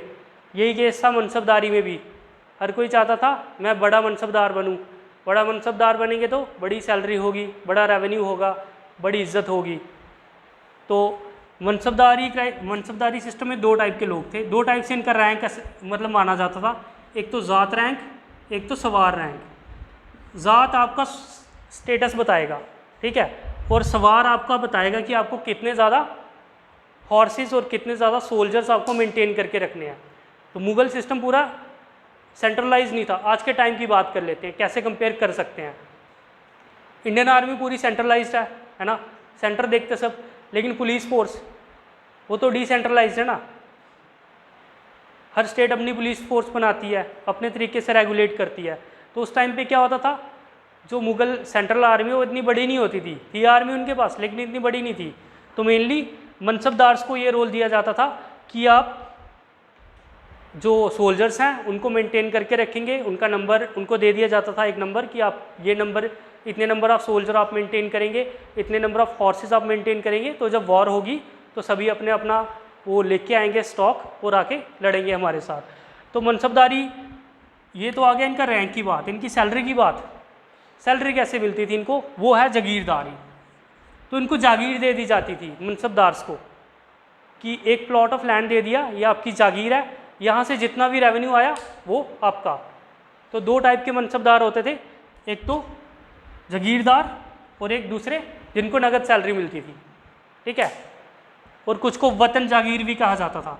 वतन जागीर मतलब ये इनकी हेरिडिटरी हो गई है, उस मनसबदार की ये जागीर हेरिडिटरी होगी, फिर वो पास ऑन करेगी उसके फैमिली में, लीनिएज में उसके बेटे को मिल जाएगी, उसके बाद अगर वो मर जाएगा तो वैसे वैसे चलता था।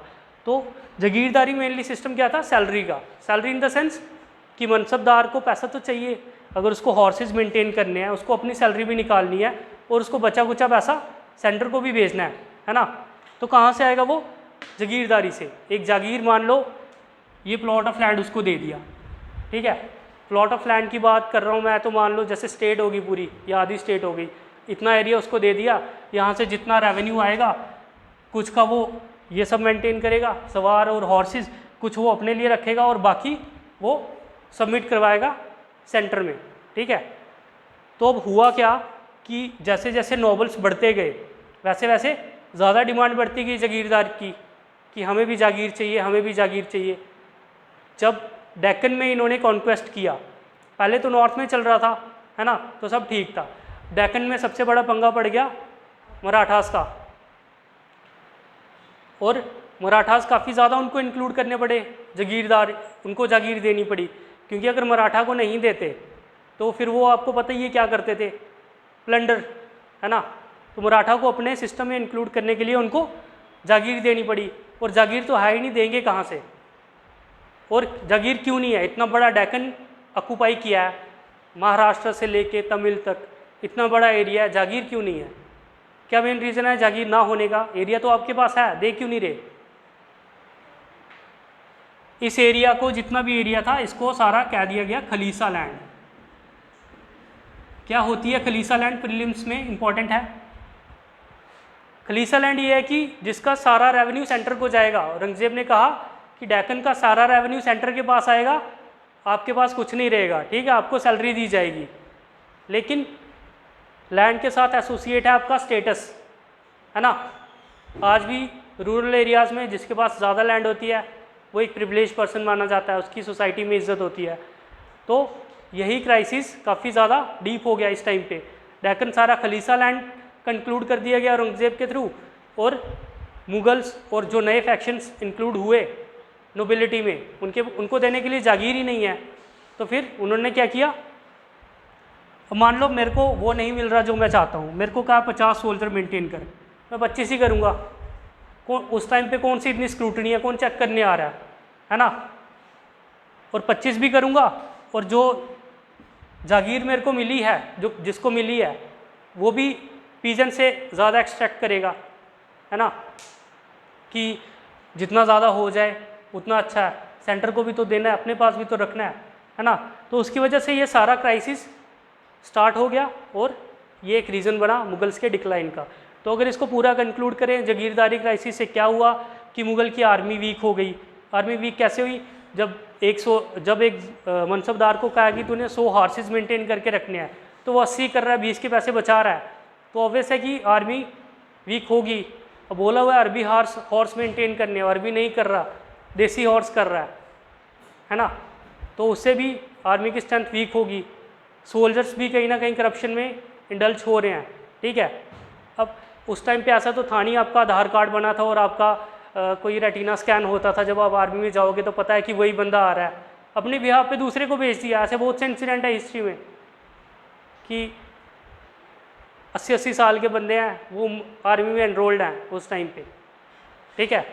तो इसकी वजह से सारी आर्मी की स्ट्रेंथ जो है वो वीक हो गई और ये एक रीज़न बना मुगल्स के डिक्लाइन का, ठीक है। ये आगे हमारे इकोनॉमिक रीजंस।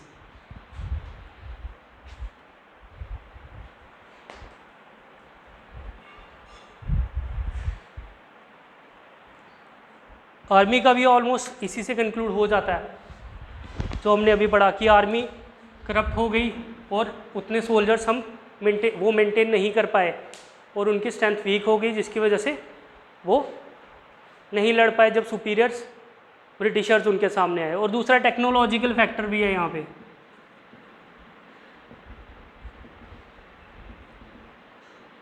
मुगल्स ने कोई बहुत ज़्यादा टेक्नोलॉजिकल एडवांसमेंट नहीं की अपने टाइम पे, ठीक है।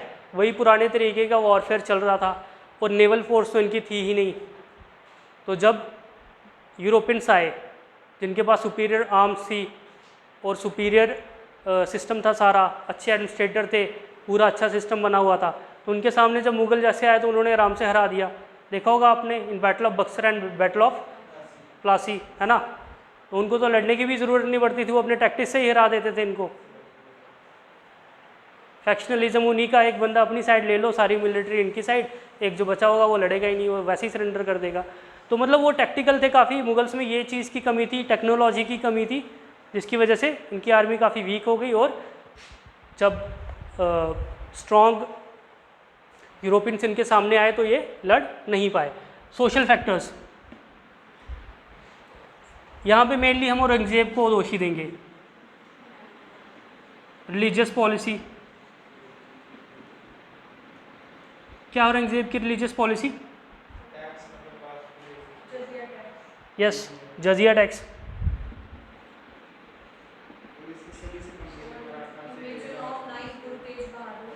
यस, हाँ बिल्कुल, उनको उन्होंने असैसिनेट किया था, ठीक है। ये जो रीज़न है ये ना, ये बहुत माइनर वाले हैं। मेन रीज़न ये है कि मुगल्स के टाइम पे, अगर हम अकबर के टाइम पे देखें तो राजपूत को उन्होंने इतने अच्छे से इंक्लूड करके रखा था अपने सिस्टम में, चाहे भगवान दास हो और कौन थे उनके टाइम पे, पढ़ा है किसी ने? हाँ, मान सिंह थे, टोडरमल थे, यस, हाँ। तो सभी जितने भी राजपूत से उनको काफ़ी अच्छे से पोजीशन दी गई थी, उनके रिलीजन को बिल्कुल हर्ट नहीं किया गया। उनकी क्वींस को पूरा अलाउड था कि वो मुग़ल हरम में रह के भी अपने सारा रिलीजन अच्छे से फॉलो कर सकती हैं। लेकिन ये चीज़ औरंगज़ेब में कम थी। औरंगज़ेब स्टार्ट से सस्पिशियस माइंडसेट का था, स्टार्टिंग से ही इसने अपने रिलीजन को एम्फेसाइज करना शुरू किया। कोर्ट में जितने भी पेंटर्स थे वगैरह सभी को निकाल दिया, जितनी पेंटिंग कोर्ट में लगी थी सारी वाइट वॉश करवा दी, सब कुछ तोड़ दिया, है ना। तो पूरा मुग़ल कोर्ट एक ऐसा हो गया होगा, मान लो क्लासरूम जैसा वाइट वाइट। तो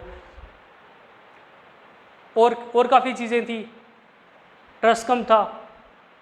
जब औरंगज़ेब के कोर्ट में शिवाजी आए तो उन्होंने शिवाजी को ये अरेस्ट करवा दिया, वो मिलने आए हुए थे, तो शिवाजी को अरेस्ट करवा दिया। उसके बाद तो मराठास इनसे संभले ही नहीं। तो मराठा से इनका मेनली हारने का रीज़न क्या था? मुग़ल इतनी बड़ी आर्मी है, मराठास छुटपुट लोग हैं इनके सामने, लेकिन फिर भी मराठास कैसे इनको हरा देते थे?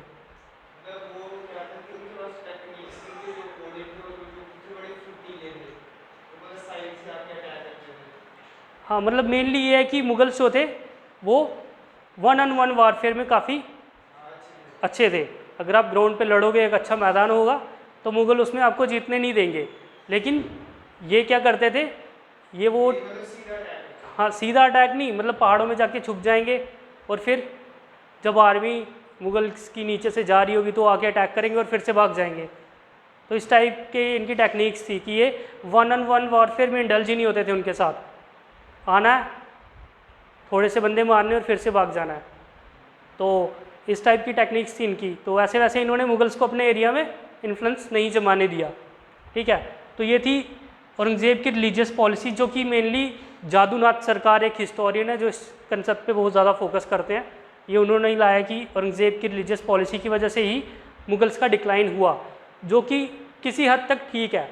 लेकिन बिल्कुल ठीक नहीं है, क्योंकि और भी तो इतने सारे रीजंस हम डिस्कस ऑलरेडी कर चुके हैं, है ना। और औरंगज़ेब से पहले भी देखें तो शाहजहाँ के टाइम पे भी कुछ ऐसे इवेंट्स हुए जहाँ पे हम मतलब कह सकते हैं कि वो भी इतने ज़्यादा रिलीजियसली टॉलरेंट नहीं थे, लेकिन औरंगज़ेब का जो स्टांस था रिलीजन के अकॉर्डिंग, रिलीजन के लिए, वो बहुत ज़्यादा हार्श था।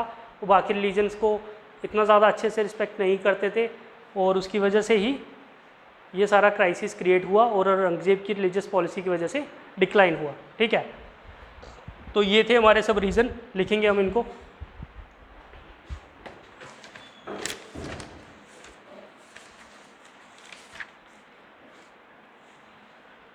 लिखिए सबसे पहले decline of Mughals, political causes.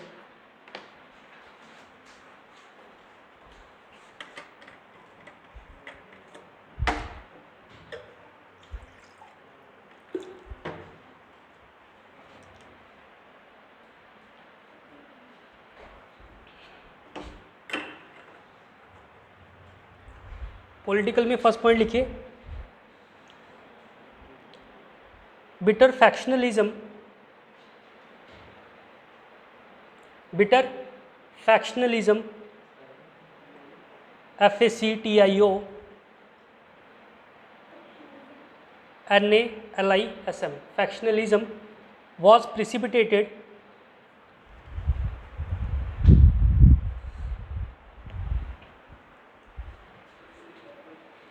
after the death of Aurangzeb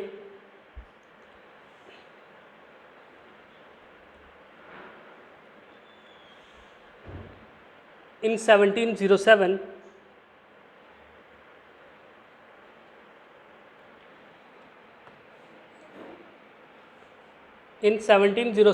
as the Mughals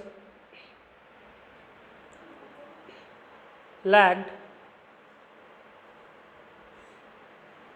a clear succession line, as the Mughals lacked a clear succession line, lacked a clear succession line।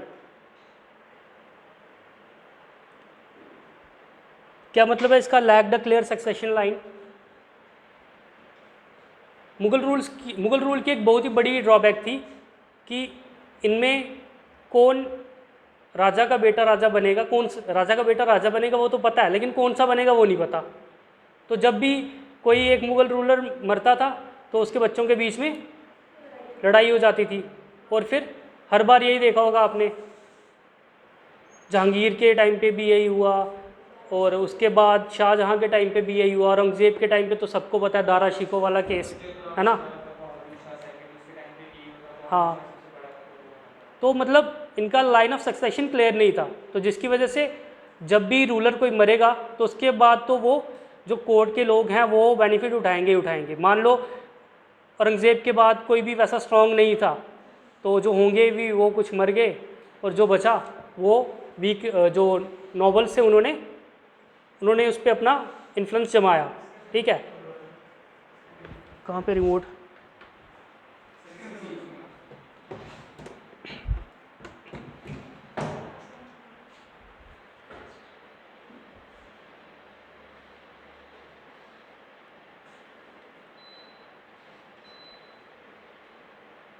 पढ़ रहा है? कितना हो गया? बंद हो गया?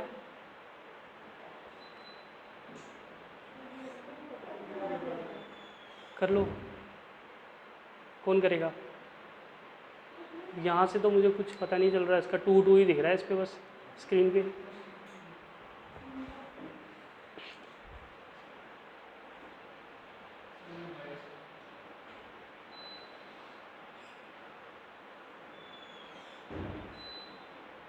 छोड़ो, थोड़ा गर्मी में रहना सीखो, मेंस में आपको एसी नहीं मिलेंगे। ठीक है, सर्दी गर्मी चाहिए, वहाँ पे फेवरेबल नहीं मिलेगा। एक्चुअली इसका पता नहीं कैसे वर्किंग करता है ये, बस इसमें बस 2 दिख रहा है, मे बी कुछ सेटिंग अलग हो इसका।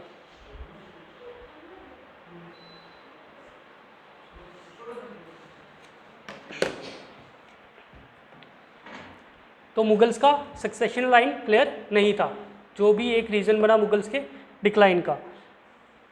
नेक्स्ट लाइन लिखिए इसमें, from 1707 to 1719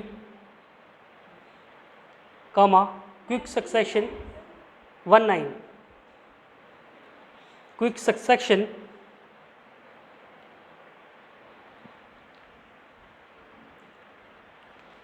happened from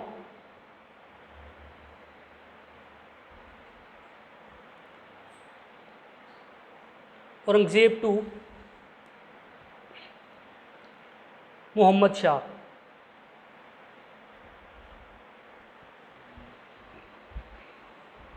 Full stop. These bitter succession disputes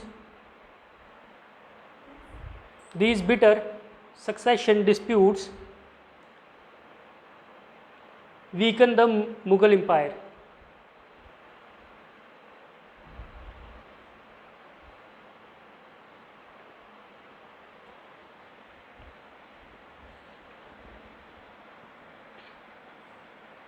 किसको लगता है कि उसकी स्पीड बहुत अच्छी है लिखने में? और कोई? कभी ट्राई करना, मीन्स 20 क्वेश्चन लिखना। हाँ, 3 घंटे में। फर्स्ट टाइम लिखोगे तब पता चलेगा, अभी तो सभी को लगता है बहुत आराम से हो रहा है। ऑलमोस्ट 90% ऐसे लोग हैं जिनके पेपर कंप्लीट नहीं होते। सर लेकिन हमारे कॉलेज में भी ये होता था कि हमें जब लॉन्ग करना था तो 50 मार्क्स का एग्जाम, तो एक लॉन्ग हमें 10 या 12 पेज का एग्जाम लिखना था, तो 2 लॉन्ग करने तो शॉर्ट भी 5 से 3 घंटे में हो जाता है। 10 से 15 पेज का लिखना अलग बात है, आपको माइंड अपना चेंज नहीं करना है। यहाँ पे हर 2 पेज के बाद आपको रीथिंकिंग करना है अलग क्वेश्चन के लिए, ठीक है? तो वहाँ पे यहाँ पे डिफरेंस आता है। वो 15 पेज आपको क्या करना है, एक माइंडसेट बनाना है और उसी के अकॉर्डिंग 15 पेज निकाल लेने हैं, है ना? यहाँ पे एक पेज में आप लिखोगे और उसके बाद दूसरा क्वेश्चन आ जाएगा, फिर उसमें आपको सोचना पड़ेगा और फिर वैसे चलता है ये, क्योंकि 20 क्वेश्चन होते हैं। पूरे पेज में कोई नहीं करता होगा। मैंने तो आज तक सभी किए हैं, मैंने तो कभी छोड़ा नहीं कोई, लेकिन करते हैं लोग, करते हैं, लेकिन ऐसा है कि काफ़ी बच्चे हैं जिनका कंप्लीट नहीं होता। मेरे नोन में काफ़ी हैं जो कहते हैं कि 17 या 18 ही अटैम्प्ट हुए, 19, मतलब उनमें भी 2 ऐसे होते हैं जो बस लास्ट के 4 मिनट में 2 क्वेश्चन अटैम्प्ट किए होते हैं, तो वो फिर उनको नॉन अटैम्प्ट ही मान सकते हैं। तो इसके लिए स्पीड पे बहुत ज़्यादा फोकस करना है अभी से, अगर आपको पेपर कंप्लीट करना है तो।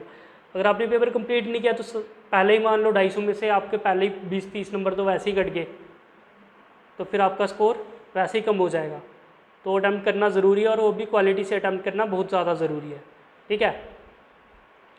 तो स्पीड पे भी फोकस करते रहो साथ साथ में। लिखिए next point,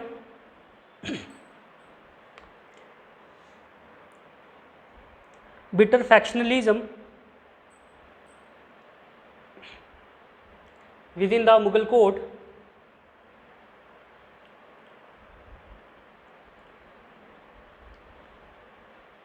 where the Irani, Turani and Hindustani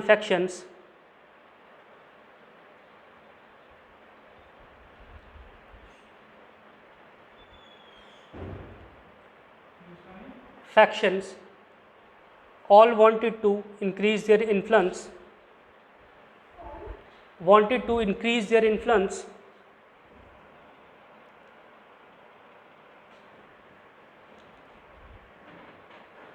on new rulers after Aurangzeb.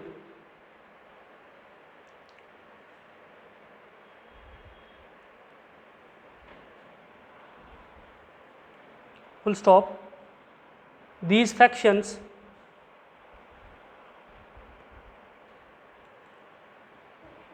often indulged in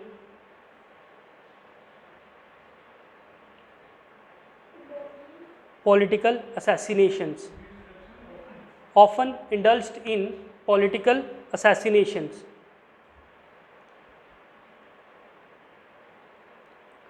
For example, Farrukh Siyar,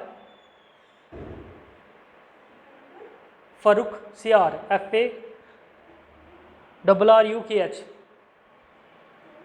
SIYAR, Farrukhsiyar, bracket में लिखिए 1713 to 1719, assassinated by Syed brothers.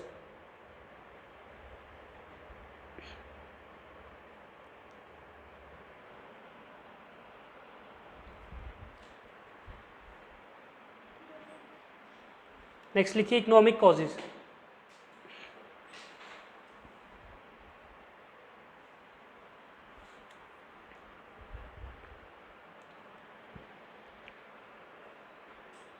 इसमें फर्स्ट पॉइंट लिखिए जागीरदारी क्राइसिस।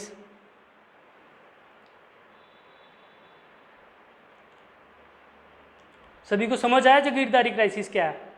ठीक है, क्योंकि प्रीलिम्स में काफ़ी डिटेल में पूछ लेते हैं कई बार छोटा सा पॉइंट, तो आपको अगर ऊपर ऊपर से पता भी है तो भी मे भी आप मिस कर जाओ, तो इसको थोड़ा अच्छे से देख लेना, बुक में भी गूगल कर लेना दोबारा अगर नहीं समझ आ रहा होगा तो, नहीं तो कल आके पूछ लेना। Jagirdari crisis which involve too many jagirdars, which involved too many jagirdars chasing too few jagirs,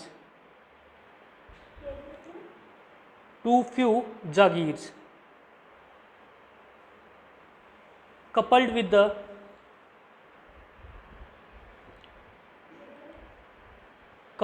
the highly unequal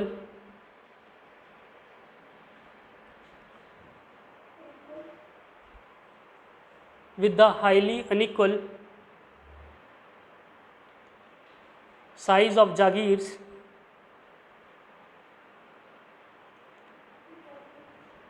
triggered intense competition within the nobility, intense competition between the nobility। मैंने बताया आपको, जैसे जिसके पास छोटी जागीर होगी वो चाहेगा कि मेरे को बड़ी जागीर मिले, जिसके पास थोड़ी बड़ी होगी वो चाहेगा कि मेरे को इससे भी बड़ी जागीर मिले। तो बस यही कंपटीशन कहीं ना कहीं मुगल एम्पायर के डिक्लाइन का कारण बना। ठीक है, नेक्स्ट पॉइंट लिखिए इसमें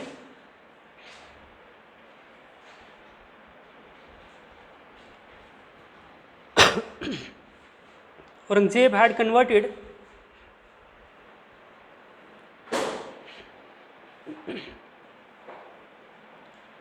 large part of Deccan region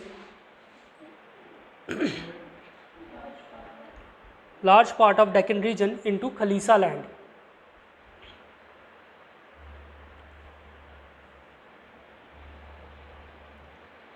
and thus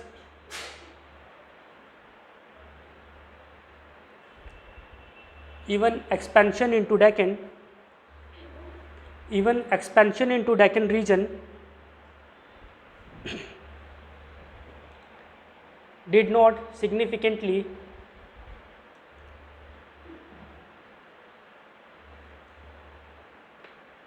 increase the number of available jagirs।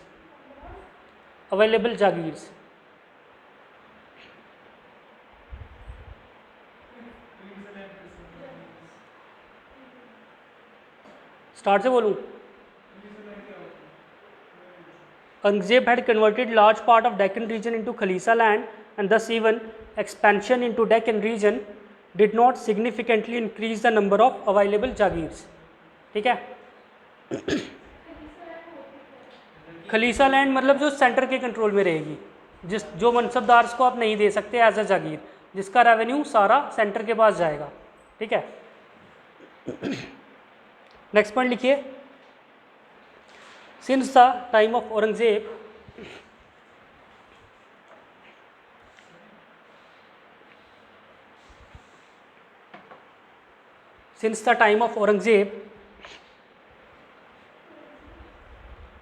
there had been no major territorial expansion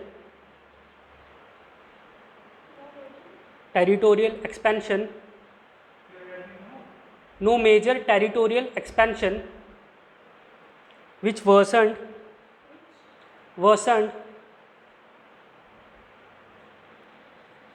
the Jagirdari crisis further.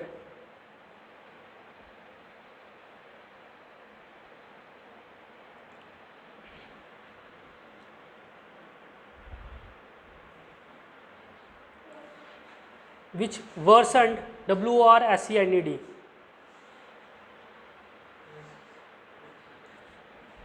Sir ये जो खलीसा लैंड था, ये जो टैक्स थे वो सेंटर को देते थे ना, हाँ, तो जागीर इसको मिलेगा, जागीर जो मनसबदार को देंगे। तो जागीर से सेंटर में मिनिस्टर सेंटर में जागीर से सो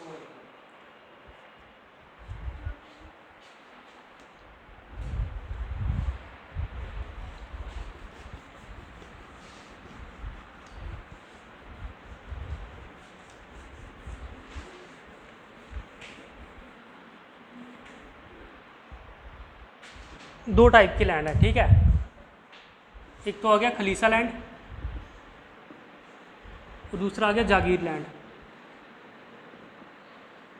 खलीसा का सारा रेवेन्यू सेंटर के पास जाएगा, ठीक है, और जागीर का रेवेन्यू किसके पास जाएगा? मनसबदार के पास। मनसबदार कौन सा है? नॉबल्स। मान लो मिनिस्टर्स इनडायरेक्टली आज के टाइम पे, ठीक है, तो इनको यहाँ तो कैश में सैलरी मिलती थी, यहाँ तो जागीर्स में मिलती थी। कैश में मिलती थी फिर तो कोई पंगा नहीं है, ठीक है, फिर तो जितनी सैलरी होगी सेंटर इनको कैश में पे कर देगा। लेकिन कुछ बड़े जागीरदार होते थे जिनको मनसबदार होते थे, जो डिमांड करते थे कि नहीं हमें कैश में नहीं चाहिए, हमें जागीर में चाहिए, जागीर चाहिए हमें अपनी। तो जागीर से उनके पास दो बेनिफिट थे, एक तो सोशल स्टेटस कि किसी के अंडर कोई लैंड होगी तो उसके पास सोशल स्टेटस होगा, और दूसरा वो अपने तरीके से पीजेंट को एक्सप्लॉइट कर सकते हैं। मान लो इस जागीर का मेंशन रेवेन्यू है 5000, तो अगर उनको कहीं पैसे की ज़रूरत है तो वो पीजेंट्स को एक्सप्लॉइट करेंगे, 5 की जगह 6000 बना लेंगे, ठीक है। तो ऐसा नहीं था कि इसका सारा रेवेन्यू जागीर लैंड का मनसबदार के पास जाता था। मान लो इसको क्या है कि तेरी सैलरी है 5000 और इस जागीर का टोटल रेवेन्यू है 9000, तो 5000 तू अपने पास रखेगा और 4000 तू सेंटर को देगा, ठीक है। तो इसका सारा रेवेन्यू जागीर लैंड का मनसबदार के पास नहीं रहता है, इससे भी पैसा सेंटर के पास जाता है। आज के टाइम पे देख लो जीएसटी है ना, कुछ स्टेट के पास रहता है, कुछ सेंटर के पास भी जाता है, central GST, state GST, IGST. तो अभी बिल्कुल सिमिलर तो नहीं कंपेयर कर सकते, लेकिन समझाने के लिए मैं आपको ये एक एग्जांपल दे सकता हूँ। आया समझ? तो खलीसा लैंड का सारा रेवेन्यू सेंटर के पास रहेगा, जागीर्स का रेवेन्यू मनसबदार के बीच में और सेंटर के बीच में डिवाइड होगा, ठीक है। मनसबदार को ये राइट है कि वो जागीर लैंड से रेवेन्यू कलेक्ट करेगा, इसके लिए वो जागीरदार्स को अपॉइंट करता था।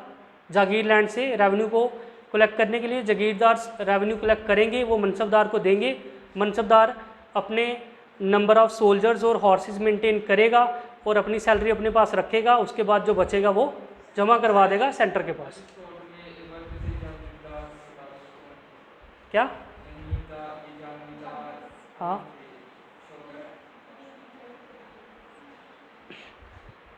मान लो टैक्स रेवेन्यू ऑफिशियल्स मान सकते हैं जागीरदार्स को। हाँ, लोगों से टैक्स कौन इकट्ठा करेगा? वो जागीरदार करेंगे। जागीरदार पैसा देंगे मनसबदार को, मनसबदार अपनी सैलरी रखेगा, अपने नंबर ऑफ सोल्जर्स मेंटेन करेगा उसी पैसे में, और जो बचेगा वो सेंटर को दे देगा। है समझ? मनसबदार को टैक्स नहीं देना है, मनसबदार को कलेक्ट करके देना है। हाँ, जागीरदार क्या करेगा? On the behalf of mansabdar jagirdar tax collect करेगा from peasants. Jagirdar tax collect करके मनसबदार को देगा, और मनसबदार क्या करेगा? उसको फाइनली कुछ अपने पास रखेगा और बचा कुचा सेंटर को देगा, ठीक है। क्लियर है सब?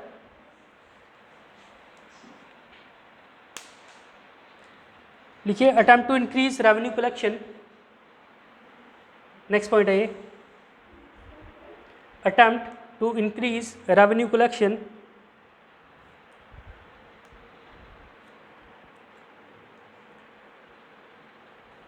Bye increasing. आप में से किसी की फर्स्ट क्लास है ये? किसी की फर्स्ट क्लास है? हाँ, increasing revenue collection by increasing revenue collection by increasing revenue collection. हाँ, लोगों से टैक्स कौन इकट्ठा करेगा? वो जागीरदार करेंगे। जागीरदार पैसा देंगे मनसबदार को, मनसबदार अपनी सैलरी रखेगा, अपने नंबर ऑफ सोल्जर्स मेंटेन करेगा उसी पैसे में, और जो बचेगा वो सेंटर को देगा, ठीक है। क्लियर है सब? आपको इससे पहले कुछ नहीं पता मनसबदारी जागीरदारी, आप फर्स्ट टाइम सुन रहे हो नाम भी ये सब? अच्छा, मतलब बुक्स में पढ़े हैं या बस ऐसे ही फॉर्मली सुने हुए हैं? अच्छा, तो आपका बैकग्राउंड है हिस्ट्री? हाँ, अच्छा अच्छा अच्छा अच्छा, ठीक ठीक। अच्छा, आपका हो गया सभी का ग्रेजुएशन? सभी ग्रेजुएशन के बाद आए हुए हैं, आपका नहीं है? कौन सा ईयर चल रहा है आपका? 5th semester. अच्छा, कहाँ से कर रहे हो? अच्छा, सही है, टाइम बचाओ, है ना। Attempt to increase revenue collection by increasing tax rates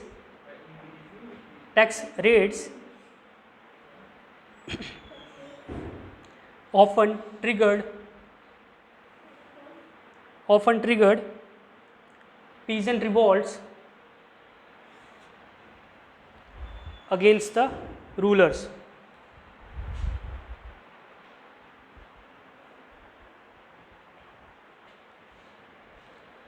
हो गया? नेक्स्ट लिखिए आर्म्ड फैक्टर्स या फिर causes related to army.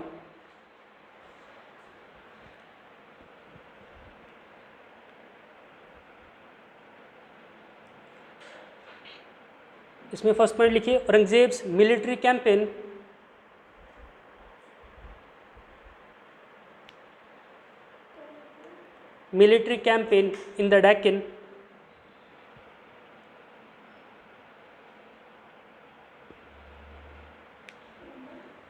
in the Deccan from 1660s to 1690s। Deccan पता है ना सभी को?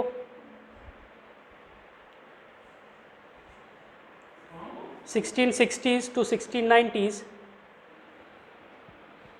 from 1660s to 1690s were vastly expensive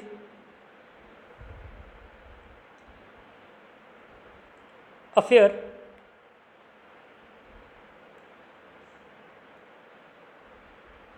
and though they increased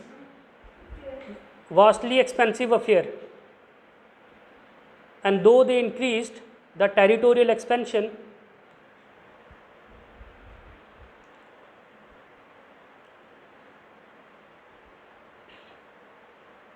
of the Mughal rule,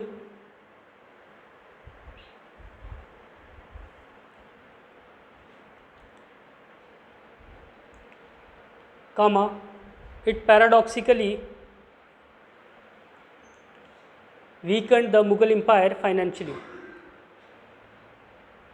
It paradoxically weakened the Mughal Empire financially.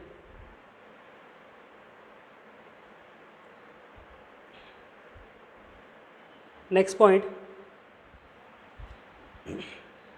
no fresh technological inputs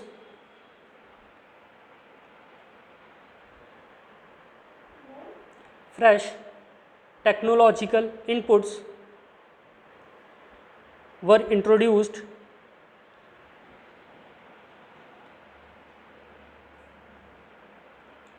within the Mughal army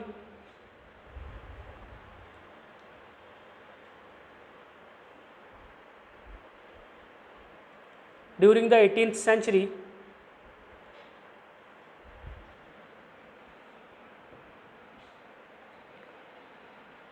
and thus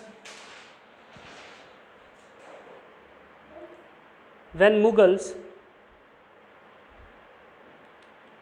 faced superior opponents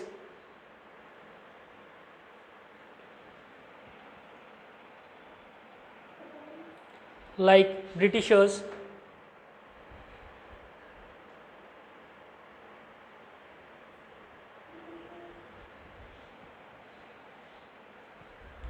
they were bound to be defeated. Obvious है, एक कोई तलवारें लेके लड़ेगा और दूसरा gun के साथ लड़ेगा तो कौन जीतेगा, है ना। जिनके पास गन है उनको पास जाने की ज़रूरत ही नहीं है, जिनके पास तलवारें हैं उनको एटलीस्ट वो कांटेक्ट में तो जाना पड़ेगा सामने वाले के। तो इसीलिए they were bound to be defeated, क्योंकि वो उनकी आर्मी ही सुपीरियर नहीं थी। नेक्स्ट पॉइंट लिखिए, jagirdari system bound to be defeated. Next point, jagirdari system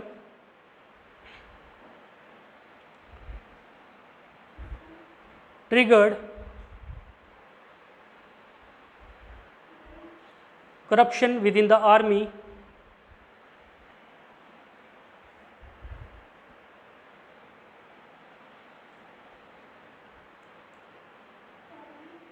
as in the absence of strong supervision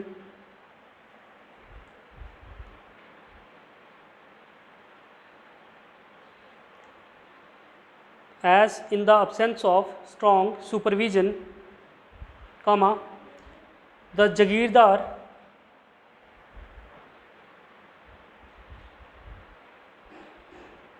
often did not maintain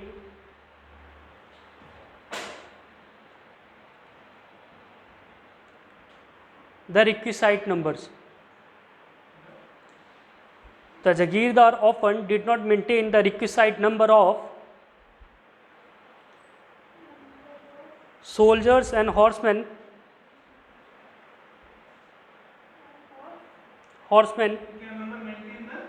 requisite number of soldiers and horsemen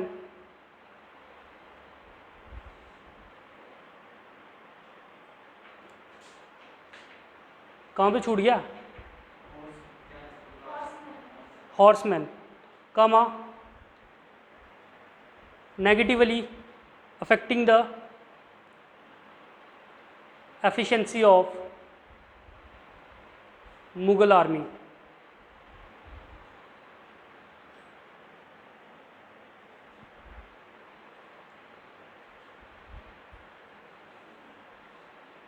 start से बोल रहा हूँ, जिसका छूट गया है लिख लो। Jagirdari system triggered corruption within the army as in the absence of strong supervision, the Jagirdars often did not maintain the requisite number of soldiers and horsemen, negatively affecting the efficiency of Mughal army. Next लिखिए social causes.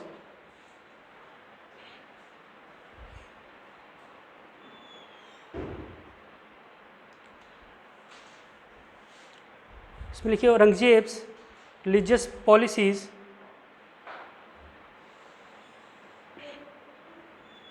Aurangzeb's religious policy of imposing jizya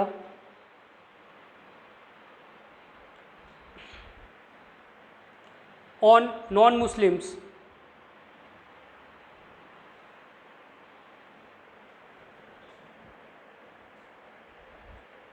alienated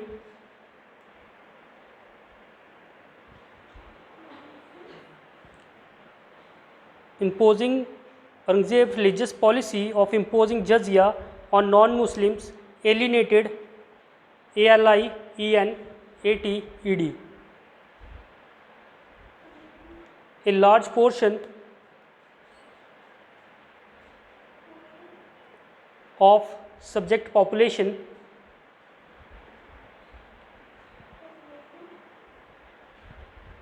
increasing the resentment against his rule.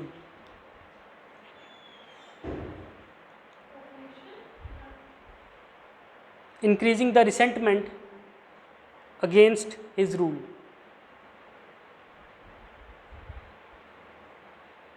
या तो मेरी vocabulary clear नहीं है, या तो आपको समझ नहीं आ रहा, तभी छूट रहा है। कहाँ छूट गया, किसी का छूटा है या हो गया? हो गया, ठीक है। तो हमारा ये टॉपिक आज यहीं ख़त्म हो रहा है, बाकी हम कल एडवेंट ऑफ यूरोपियंस करेंगे, ठीक है। हाँ, टेक्नोलॉजिकल तो इसी में आ गया ना, लिखा हमने आर्म्ड फैक्टर में ही। कौन सा? वो मेन नहीं है, वो साइड छोटे मोटे फैक्टर हैं, ठीक है। आपके पास ऑलरेडी यहाँ पे 15 कॉजेज़ तो हो गए, मैक्सिमम आएगा तो 15 नंबर का आएगा, वो भी नहीं आ पाएगा, ठीक है। और उसमें 15 में भी आपको 5 ही लिखने हैं। अगर आप इतना भी लिख दोगे, इसका आधा भी लिख दोगे, तो भी मैं कहता हूँ आपको 5 से 6 नंबर आराम से मिल जाएंगे, और उससे ज़्यादा तो मिलते भी नहीं हैं, ठीक है। तो इतना इनफ है, ज़्यादा इसको ना ट्राई कीजिए कि आप कैसे शॉर्ट कर सकते हैं, छोटी सी स्पेस में ये सारा इंक्लूड कर सकते हैं सारे पॉइंट्स, एक ही पेज में कर देने हैं। मैंने बनाया था ना, एक पेज में ही यूज़ किया था, अच्छा, लेकिन मैंने एक जैसे वो ना स्पेलिंग वगैरह ये इतने हार्ड में है, उसमें सिंपल बनाने के लिए। सही है, ठीक है।